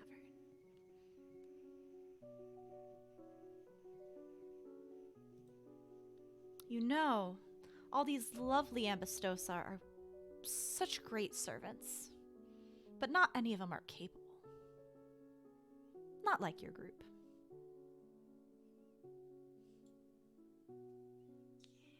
Capable Thanks. Just capable.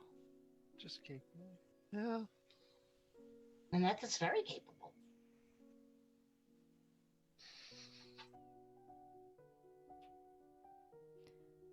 I could just probe a little deeper. But I like to hear new friends tell me what they like. What can I do for you?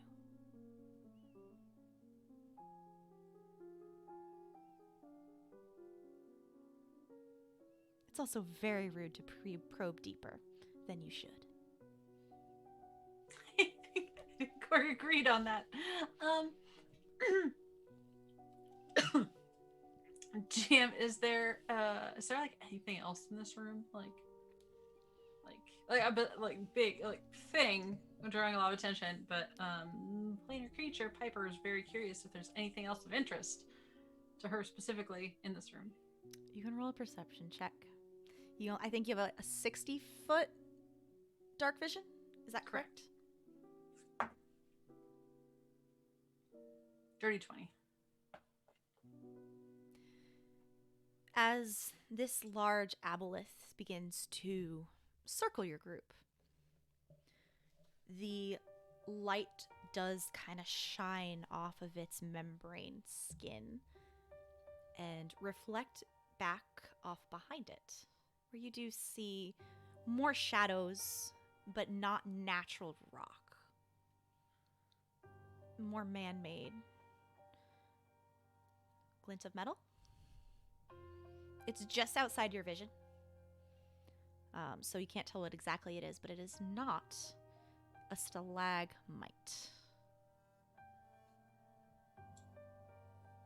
Does that mean it's also definitively not a stalactite? Correct. Okay. Some of them get pretty close to the ground, I had to ask.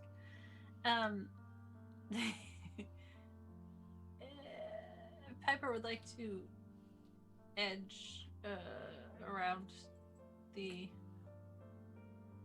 side just a little bit, not too far.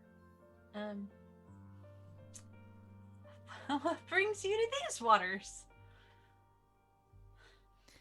Oh, you know. No, that's massive. Pesky planar. What is the word some people use here? Planar. I believe the term some people use is shenanigans. Shenanigans, shift, storm, they all start with S. I was brought here a couple months ago. Not that I'm complaining. There's a lot more to do here than in the elemental plane of water.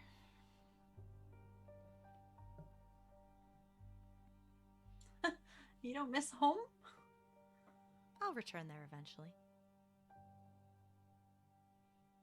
It whips its head over to Fang. Anything I can do for you?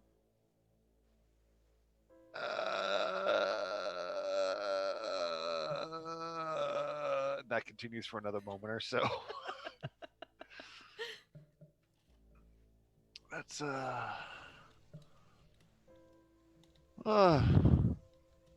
you know, I thought this day wasn't going to get any stranger than that free fall from a flying boat, but here we are.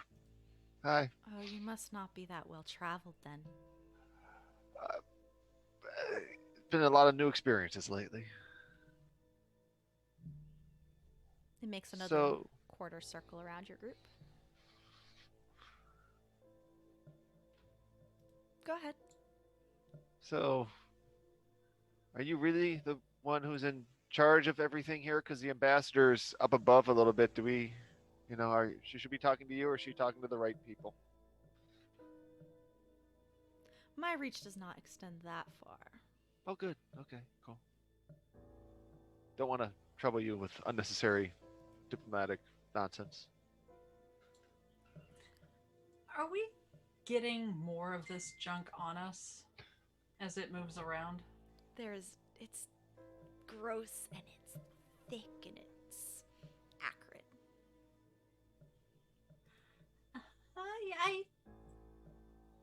I don't think we should really take up too much of your time. Gaze turns over to Oliver. You seem like you like to talk and make bargains.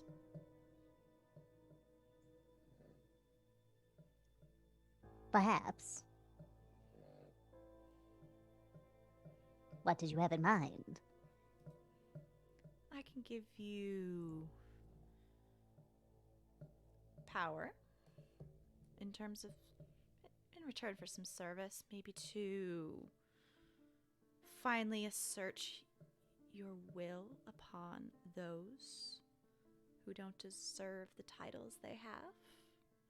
Maybe finally get the title of the greatest that you have desired.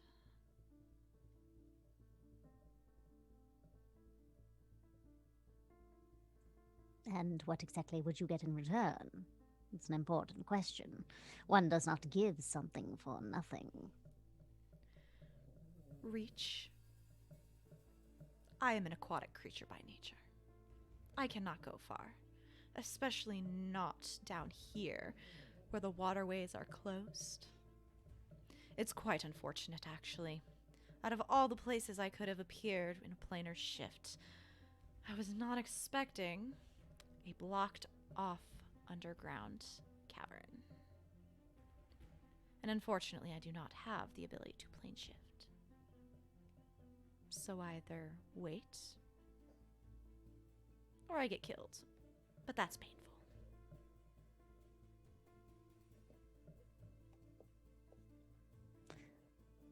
Your offer is quite intriguing.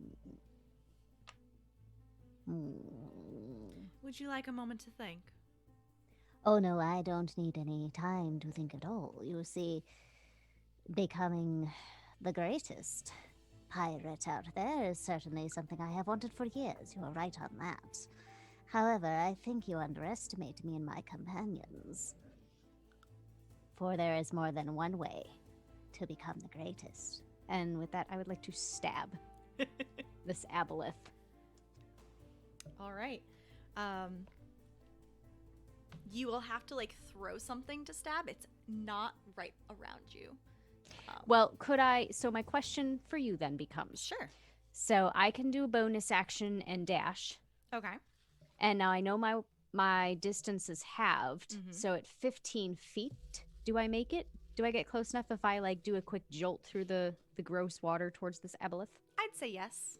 Okay, then I would like to use my bonus action to dash and poke at it. Roll to Since hit. I did say that I had my rapier out. Roll to hit. I believe since you are wielding a dagger, you do not have disadvantage for underwater combat.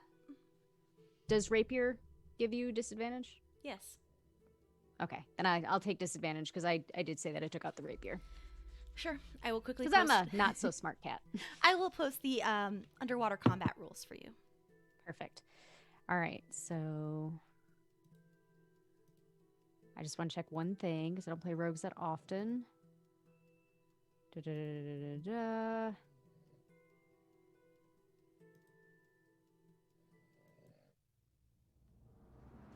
An action.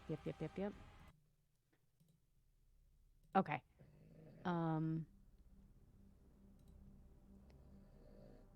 right, so that'll be a 19. Yes. And I will say that since it was not expecting this, you would not have advantage on the roll, but more so surprise. You can get sneak attack. Okay, cool. All right. So let me actually see what I'm going to do. That'll be a D8. All right, so D8. Everyone else, you can start rolling initiative.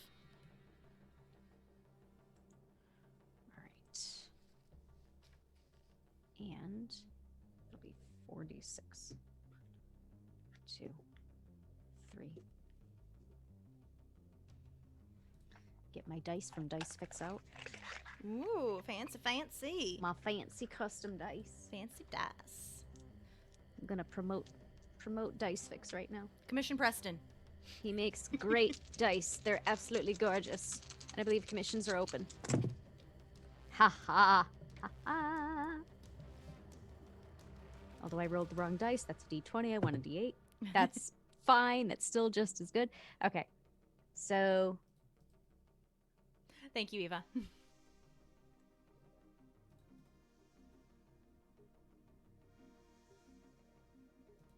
All right. So that will be.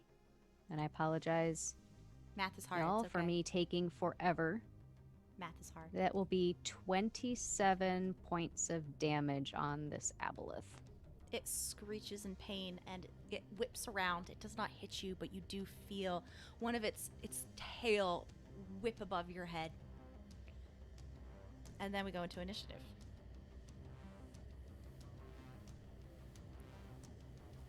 Pipurr.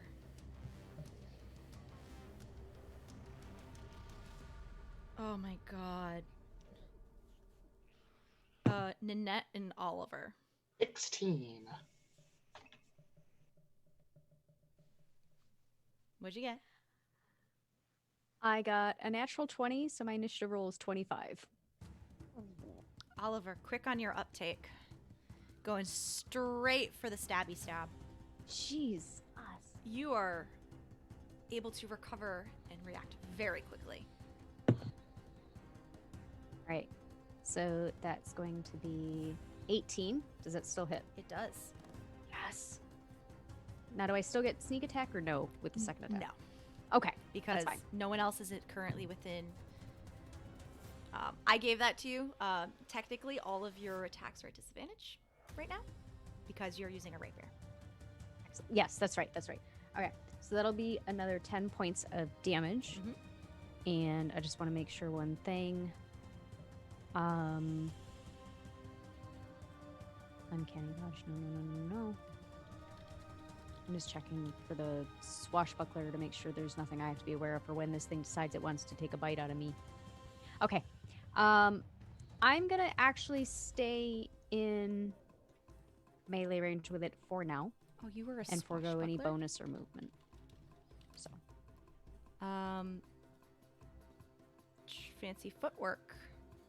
Rakish audacity. yeah. You don't need advantage on the attack roll to use your sneak attack against a creature if you are within 5 feet of it, and no other creatures are within 5 feet of you. So yes. Oh wait, but you don't have to have disadvantage on the attack roll. Okay, but which you did. So Yeah. Okay. So I am foregoing any bonus or movement. I am all set. Perfect.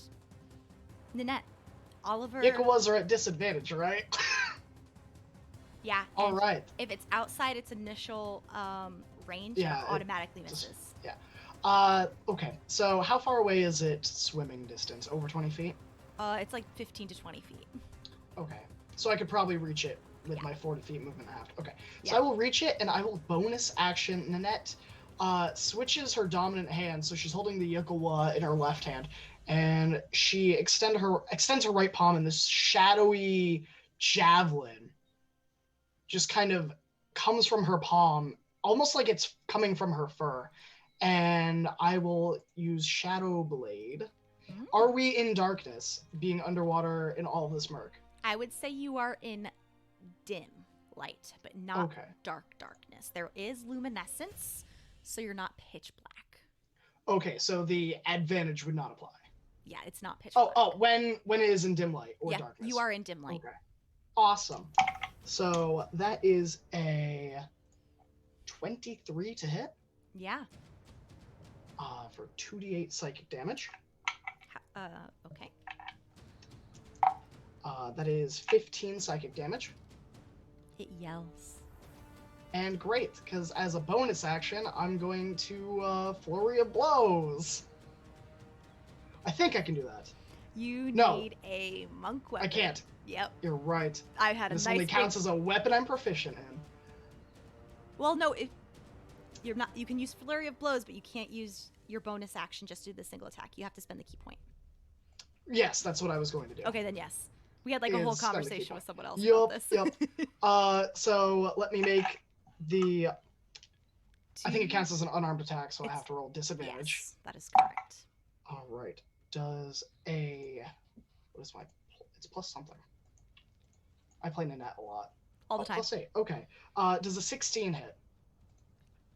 It does, but you do no damage as its thick hide does not seem affected. That's okay, because it needs to make me a strength saving throw or go flying 15 feet. That was my flavor for no, it doesn't actually hit, but not actually missing. Oh. Darn. Sorry. Okay.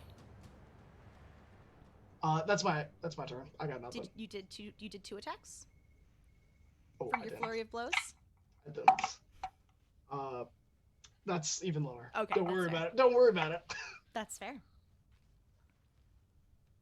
As you attack it, it whips around,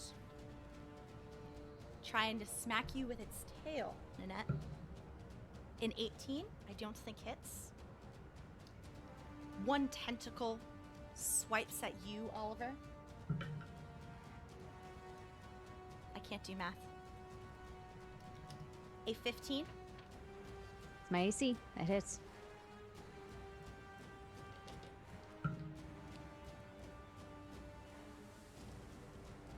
You take 14 points of bludgeoning damage, Uh-huh. and I need you to make a Constitution saving throw. Okay. Hi, Penny.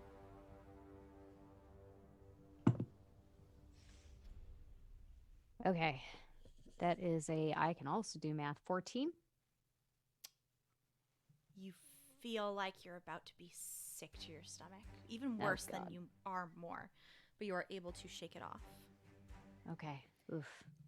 And then its three eyes lock on you, Fang. Why? I would like you to please make a wisdom saving throw.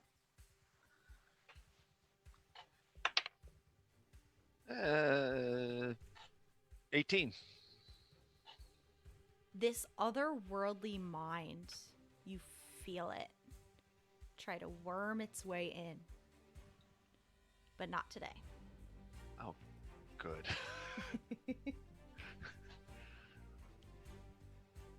Fang, it is your turn.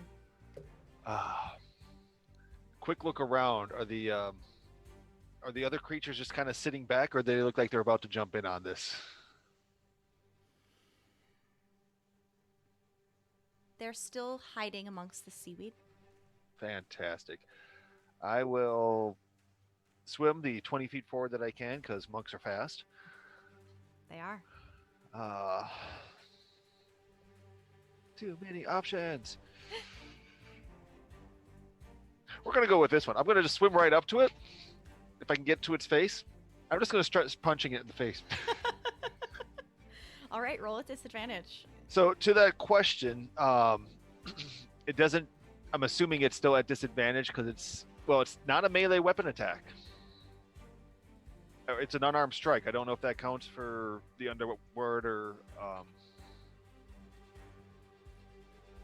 Oh gosh, why are underwater combat rules and rules is written so frustrating? I will say, I already told Nenet it was at disadvantage, so we're going to keep going with that. Fantastic, because I'm going to forego any form of tact or precise hitting, and this is like straight up haymakers. I'm doing this with strength, so I can use reckless attack with these blows. Fair. Assuming AC 9 is gonna miss. Oh yeah, Okay, has second a- attack. thick hide. I'm assuming AC 10 is going to miss. That is correct. Please. You know what? Flurry of blows. Nope.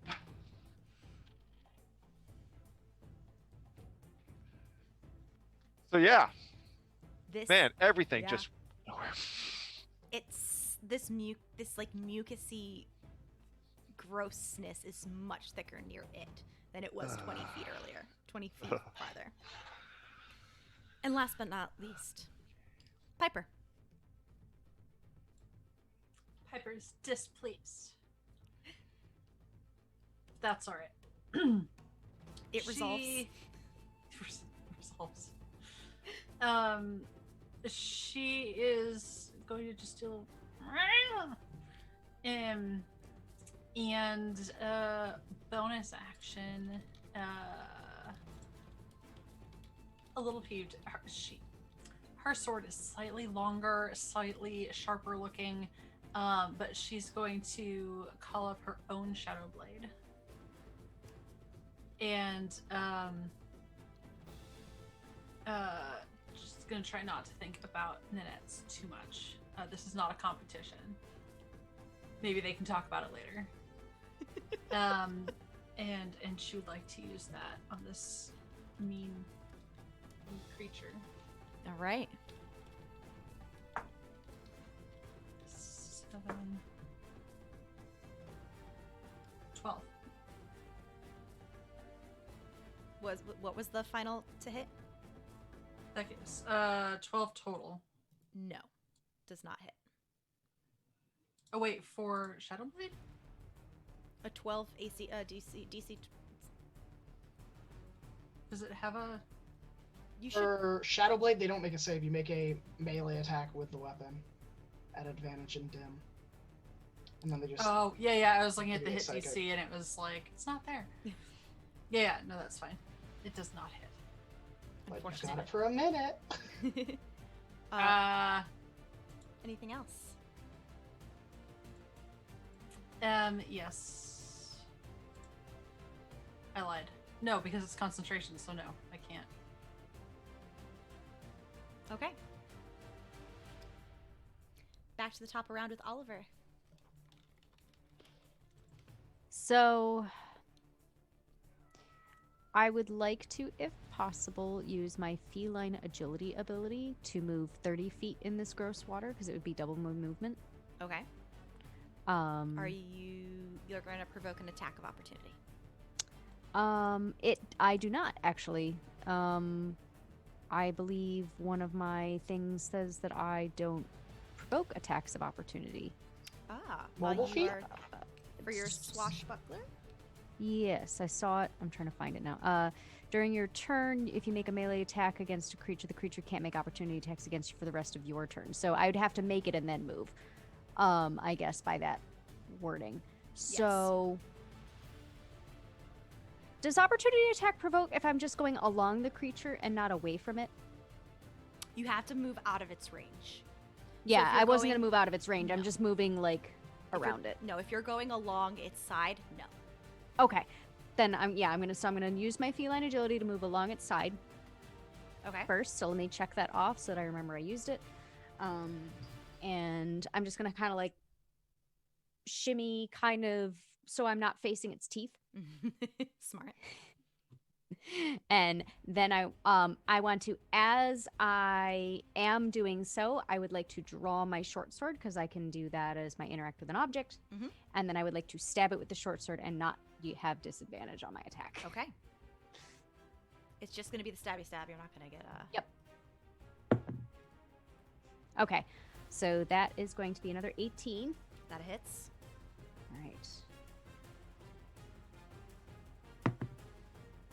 Another 9 points of, 9 points of damage. I can do math. That's fine. Okay. And that'll be it for me. At the end of your turn, it swipes its tail at you. Okay. Not an attack of opportunity. is a 19 hit. Oh, yeah. Ow. Well, 18, but I think 18 still hits anyway. Yes, it does. 14 bludgeoning damage as this tail that you've kind of sidled up next to hits you hard. Nenet, Wonderful. I'm going to stab it again. you may stab. Okay.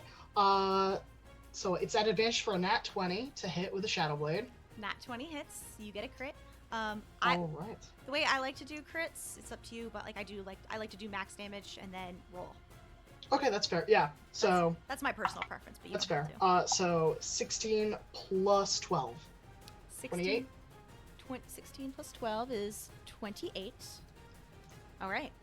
And then I would like to spend a key point. And I know I've never hit anything with a flurry of blows as Nenet in any single session. But today will be the day that I try, like every other day. You can do it. Disadvantage. All right. First roll does, well, nat 1's gonna not. Oh, no, absolutely not. Second one is a 18. Yes. I don't even know what the damage is on this because I've never hit. Oh, 1d4 plus 5. Does a total of 6 damage do anything for you? It does some damage. Sweet. Also, I need it to make. Well, you can't knock prone in underwater combat, right? I'd say no. It doesn't really make sense. Or it's just like stunning. You can stun it, but I don't think you can. I don't think I can actually stun Yeah, it. I don't have that ability. But I will push it 15 feet up towards the surface. Does it have to make a saving throw? Strength DC 15.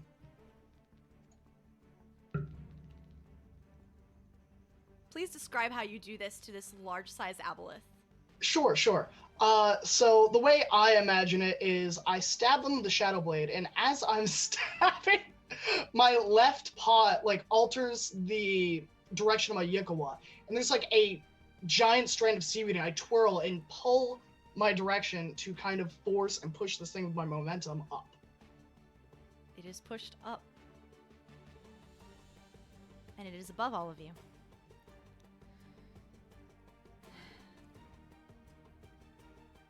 "15 feet away. It swims back down, trying to basically more or less body slam you, Nenet. I deserve that.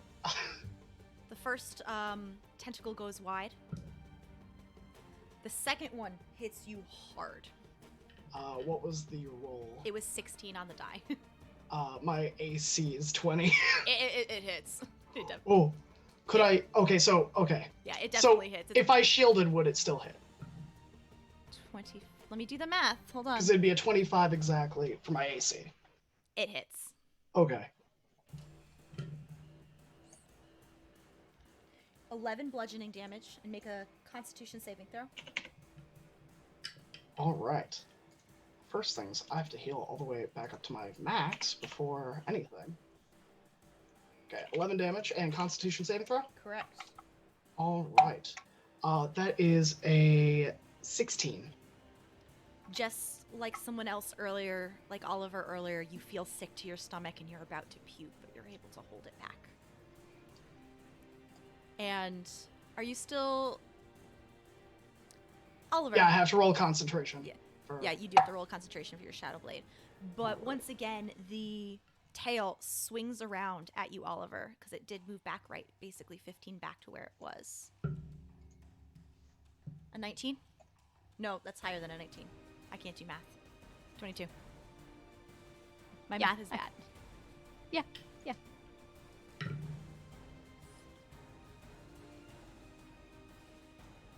21 points of damage as this tail once again slams into you. Y'all ain't looking so good. Fang. So 16 for concentration. All right, so question that I thought of immediately after my last turn. Mm-hmm. My Ring of Free action. Is Yes. that changing any of my swings?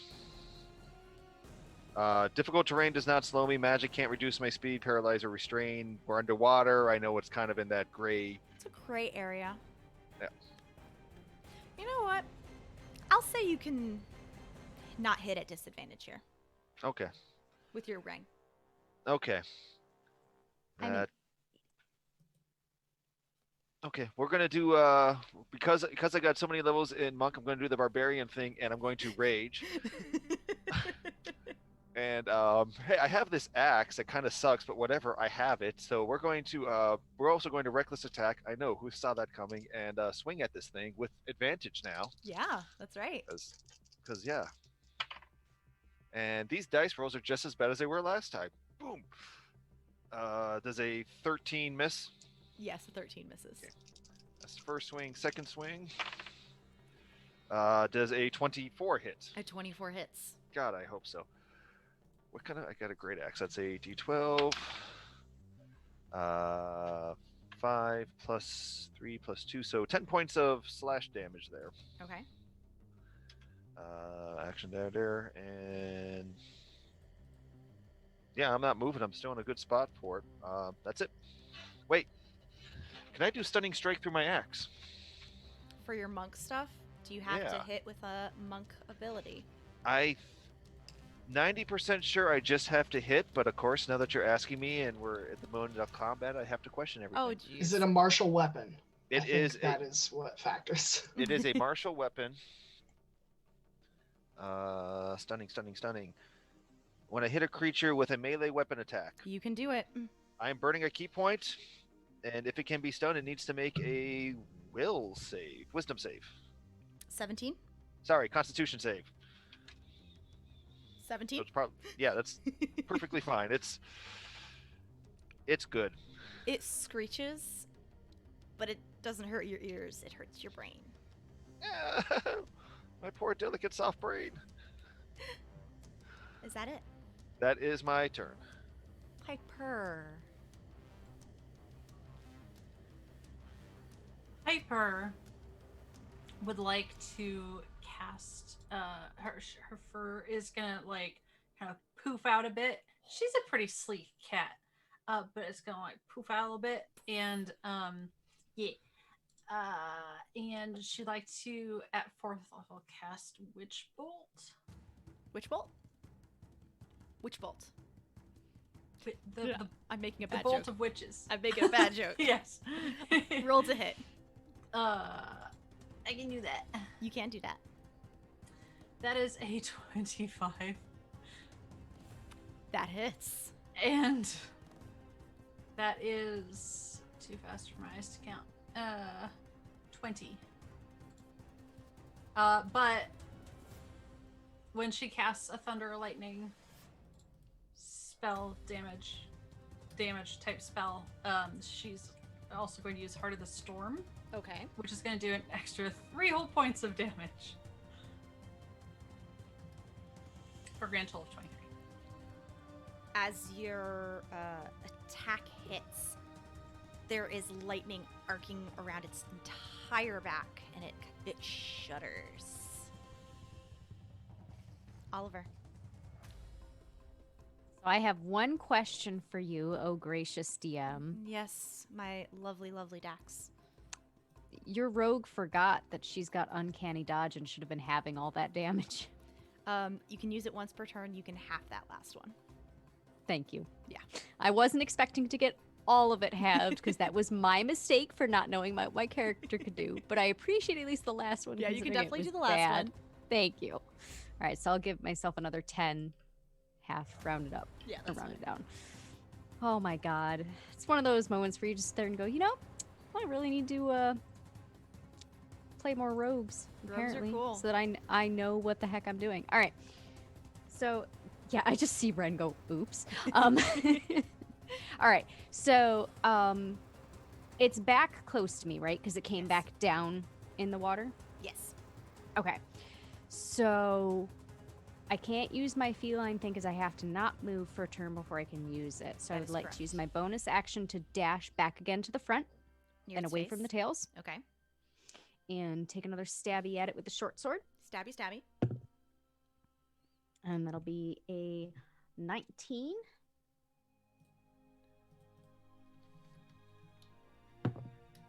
And that'll be another 10 points of damage. How do you want to do this? Okay, so I'm not looking great. I'm looking pretty sick to my stomach. My this kind of face as I'm swimming through this grossness. And I make my last ditch effort with my sword, and as I come back around to the thing's face, I just jut the sword up under the jaw.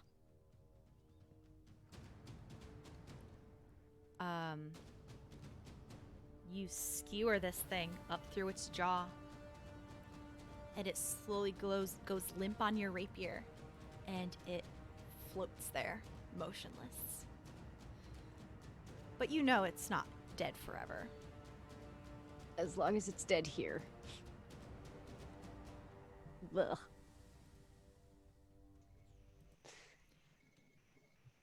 The room goes quiet, almost kind of behind all of your ears, and in the back of your head there was this low drone of just psychic muttering, and that is gone. You can see some of the Ambistosa in the back shake their heads a bit and look around in confusion. It's quiet. It's still mucusy, unfortunately, but it's quiet and the water is stiller.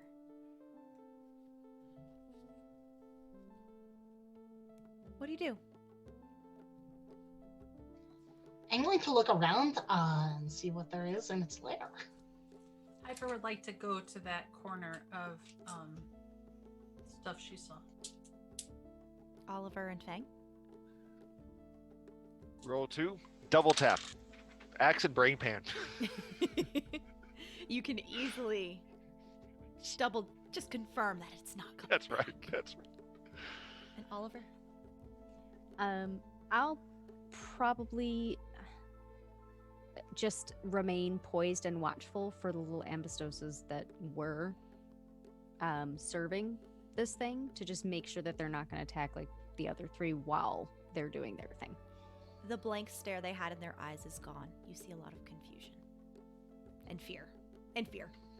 Lots of fear. Piper and Nenet, you go over to this corner. Piper, you had a better look earlier and kind of know where to go. So you're the first one on the scene as you do see a crate made out of coral. This, like a dark coral.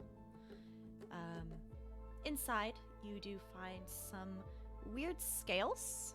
Not exactly sure what they are, but they look cool.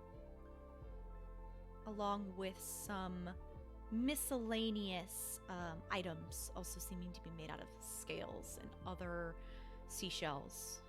You see a trident. Miscellaneous items.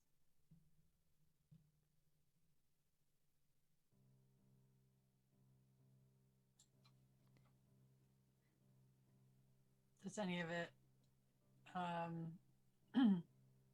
seem familiar or magic-y? Yeah, definitely seems Wiener? magic-y. Definitely the trident. I will Maybe some pearls. tap at the trident with a claw. Okay. Are you casting Identify? No? I thought you were for a second, sorry. No, not at the moment. Not in the middle of all of this. One of the Ambistosa kind of calls out to your group. Is it God? Nenet thinks it is. It's probably dead or something. Let me double check. Slap. Yeah, I think it is. Slap. Yeah.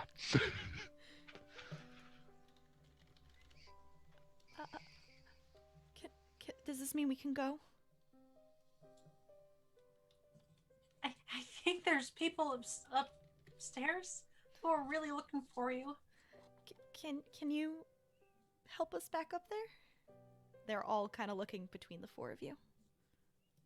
Yeah. Well, yeah. Right? Yeah, Yeah. we should do this. Of course, I mean, we have to go that way anyways.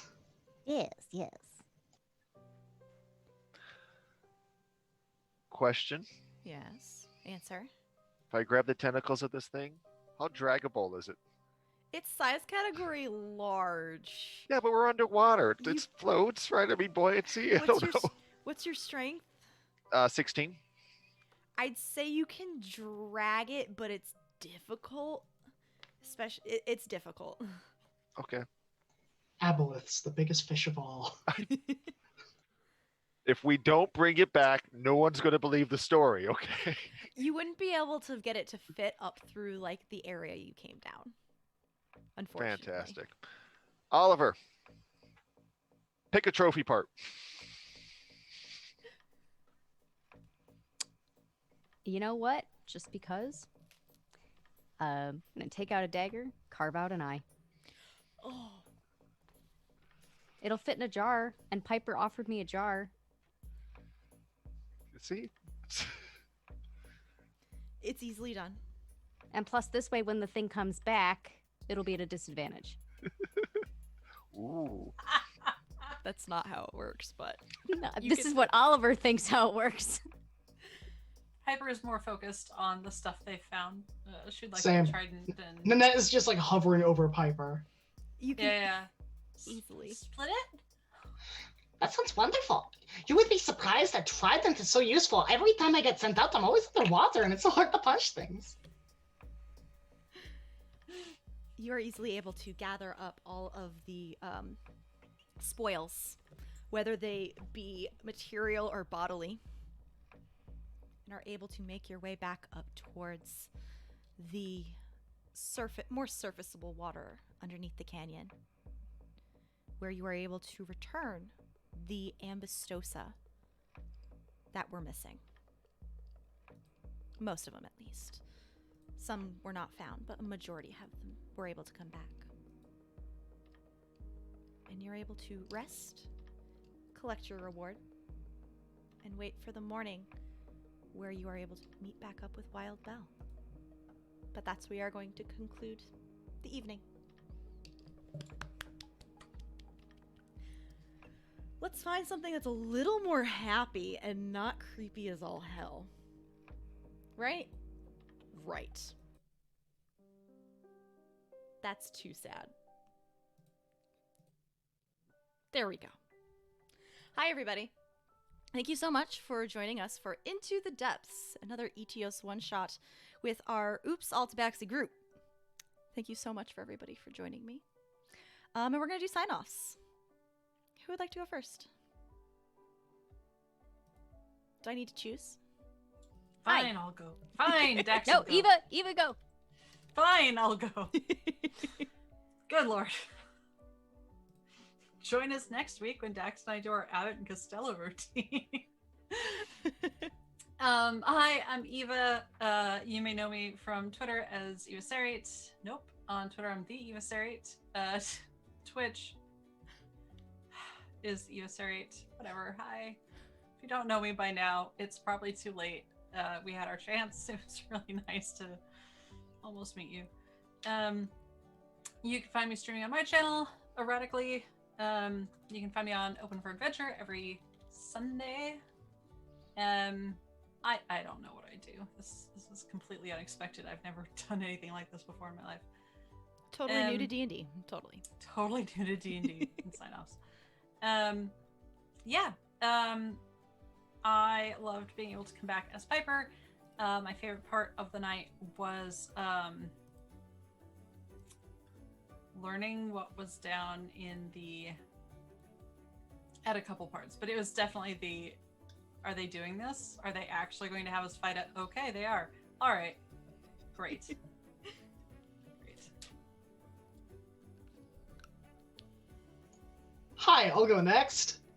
I don't know why I said hi, I've been here the whole time. But hello. My name is Graeme, or Graham Crackers, as I'm known on the internet. That's with a Z, and it's my name.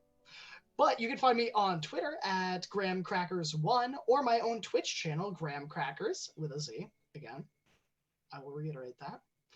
You can find me on Open for Adventure on Wednesdays at 1 p.m. Eastern Standard Time, playing Samander Tennant, the wonderful little cleric boy. You can find me on Fridays on my own channel at 8 p.m. Eastern Standard, playing Harrison Erthos, a thievling Oath of Conquest paladin who, may have a crush on a warlock. You never know. But also, you can find me every other Saturday on Polished Cryptids channel at 8 p.m. Eastern Standard, where I play Mavrin, a former pirate turned adventurer. And he's definitely not going to fight an aboleth in episode 2, which is in a few days. But don't worry about that. Otherwise, you can find me out and about. You can find me on the 30th on a certain someone's channel. Eva, do you want to mention it or me? Please. On Please, Eva I've had a Sarah's day. channel, where we are playing a spooky game in space. Or you can also find me at the end of this month announcing the cast for 2 new campaigns. They're set in a homebrew world on my channel, and they will be super cool, maybe. So if you want to see subpar, DMing, you can tune in to watch this guy. Don't lie. You're a great DM. But that's all for me. My favorite part was, oh gosh, there was so much. The rat. The rat coming out of the hat was just great. I'll pass it on to one of the 3 people left. Rock, paper, scissors, shoot. You're unmuted. I Go, win. I was Bob. going to Go, play. Bob. Hi, I'm Bob, also known as Cycler One Eye on the Twitch, nothing on the Twitter. I exist in a couple Discords. You can find me Friday night, O for A for Oh God, All Wild Mages. Oh, is your group this Friday? Yes, we are this Friday. Ooh. With luck, I'm going to turn into a potted plant. That's the goal. Oh my god, yes. Or whatever else craziness happens. It'll be fun. My favorite thing for the night actually was Pipurr taking every advantage she possibly could to sell, trade, barter. The bag of amazing, who knows what's in there. That's just what you want when you're surrounded underwater by a bunch of half zombie fish people to, hey, let's trade these things amongst ourselves. Just like beautiful. Also, maybe at the end of a month when Graeme announces something, maybe I'm going to get really super excited to know what Tuesdays I'm committed to. I don't know. We'll find out later. So with that, eeny, meeny, miny, not the DM. Yep, not the Facts. DM. Eeny, meeny, not the DM. Love it. Hi, I'm Dax. You can find me on Twitter at GM_Dax. I am the GM and producer for an actual play Genesis podcast called Roads Uncharted, which premieres season 2 content on Friday. You can find us on Spotify, Simplecast, Apple Podcasts, and Google Podcasts. You can also follow us on Twitter at Roads Uncharted. I also will be in a Wild Magic Sorcerers one-shot, but mine will be next Friday on Open for Adventure. Ours is going to be a completely different scenario than the one that Bob is in, so I encourage you to check out both and see all the craziness that's going to be happening. Outside of that, I don't believe I have too much going on in the next few weeks, but you can always check out my Twitter and stay tuned to see what else I might be up to. And last but not least, I'm Mare. You can find me on Twitter at Archmage of Dice. I also stream on Open for Adventure.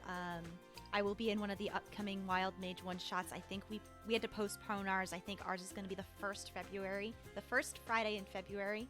I think it's going to be 7:30. I don't remember the time. It's fine. Just tune in tomorrow. Tune in Friday and just copy the time on whatever day that is.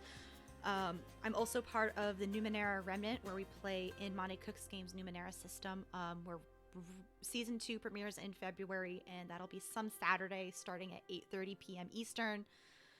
I've got a couple more upcoming one-shots on this channel. I have one on Saturday at 1:30 p.m., and I have one on February 14th. You can check my streaming schedule, but I also do Golden Sundays at 10:30 a.m. Eastern, where my husband Mango and I play Golden Sun and do silly voices, and we have a guest this week, this Sunday. It's gonna be fun.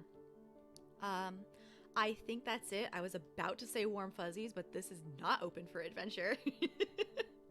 Thank you everyone so much. We are going to go raid Joshua Simons. He is Heck yeah, go see that super- pink hair. He is super awesome. He just dyed his hair because he raised a lot of money for charity, and he is playing Star Wars. But yeah, he is super cool. Everyone go give him some love if you're subscribed. Throw some of that s'mores love emote in chat for him when you arrive. But everyone have a lovely, lovely evening, and maybe we'll see you Saturday.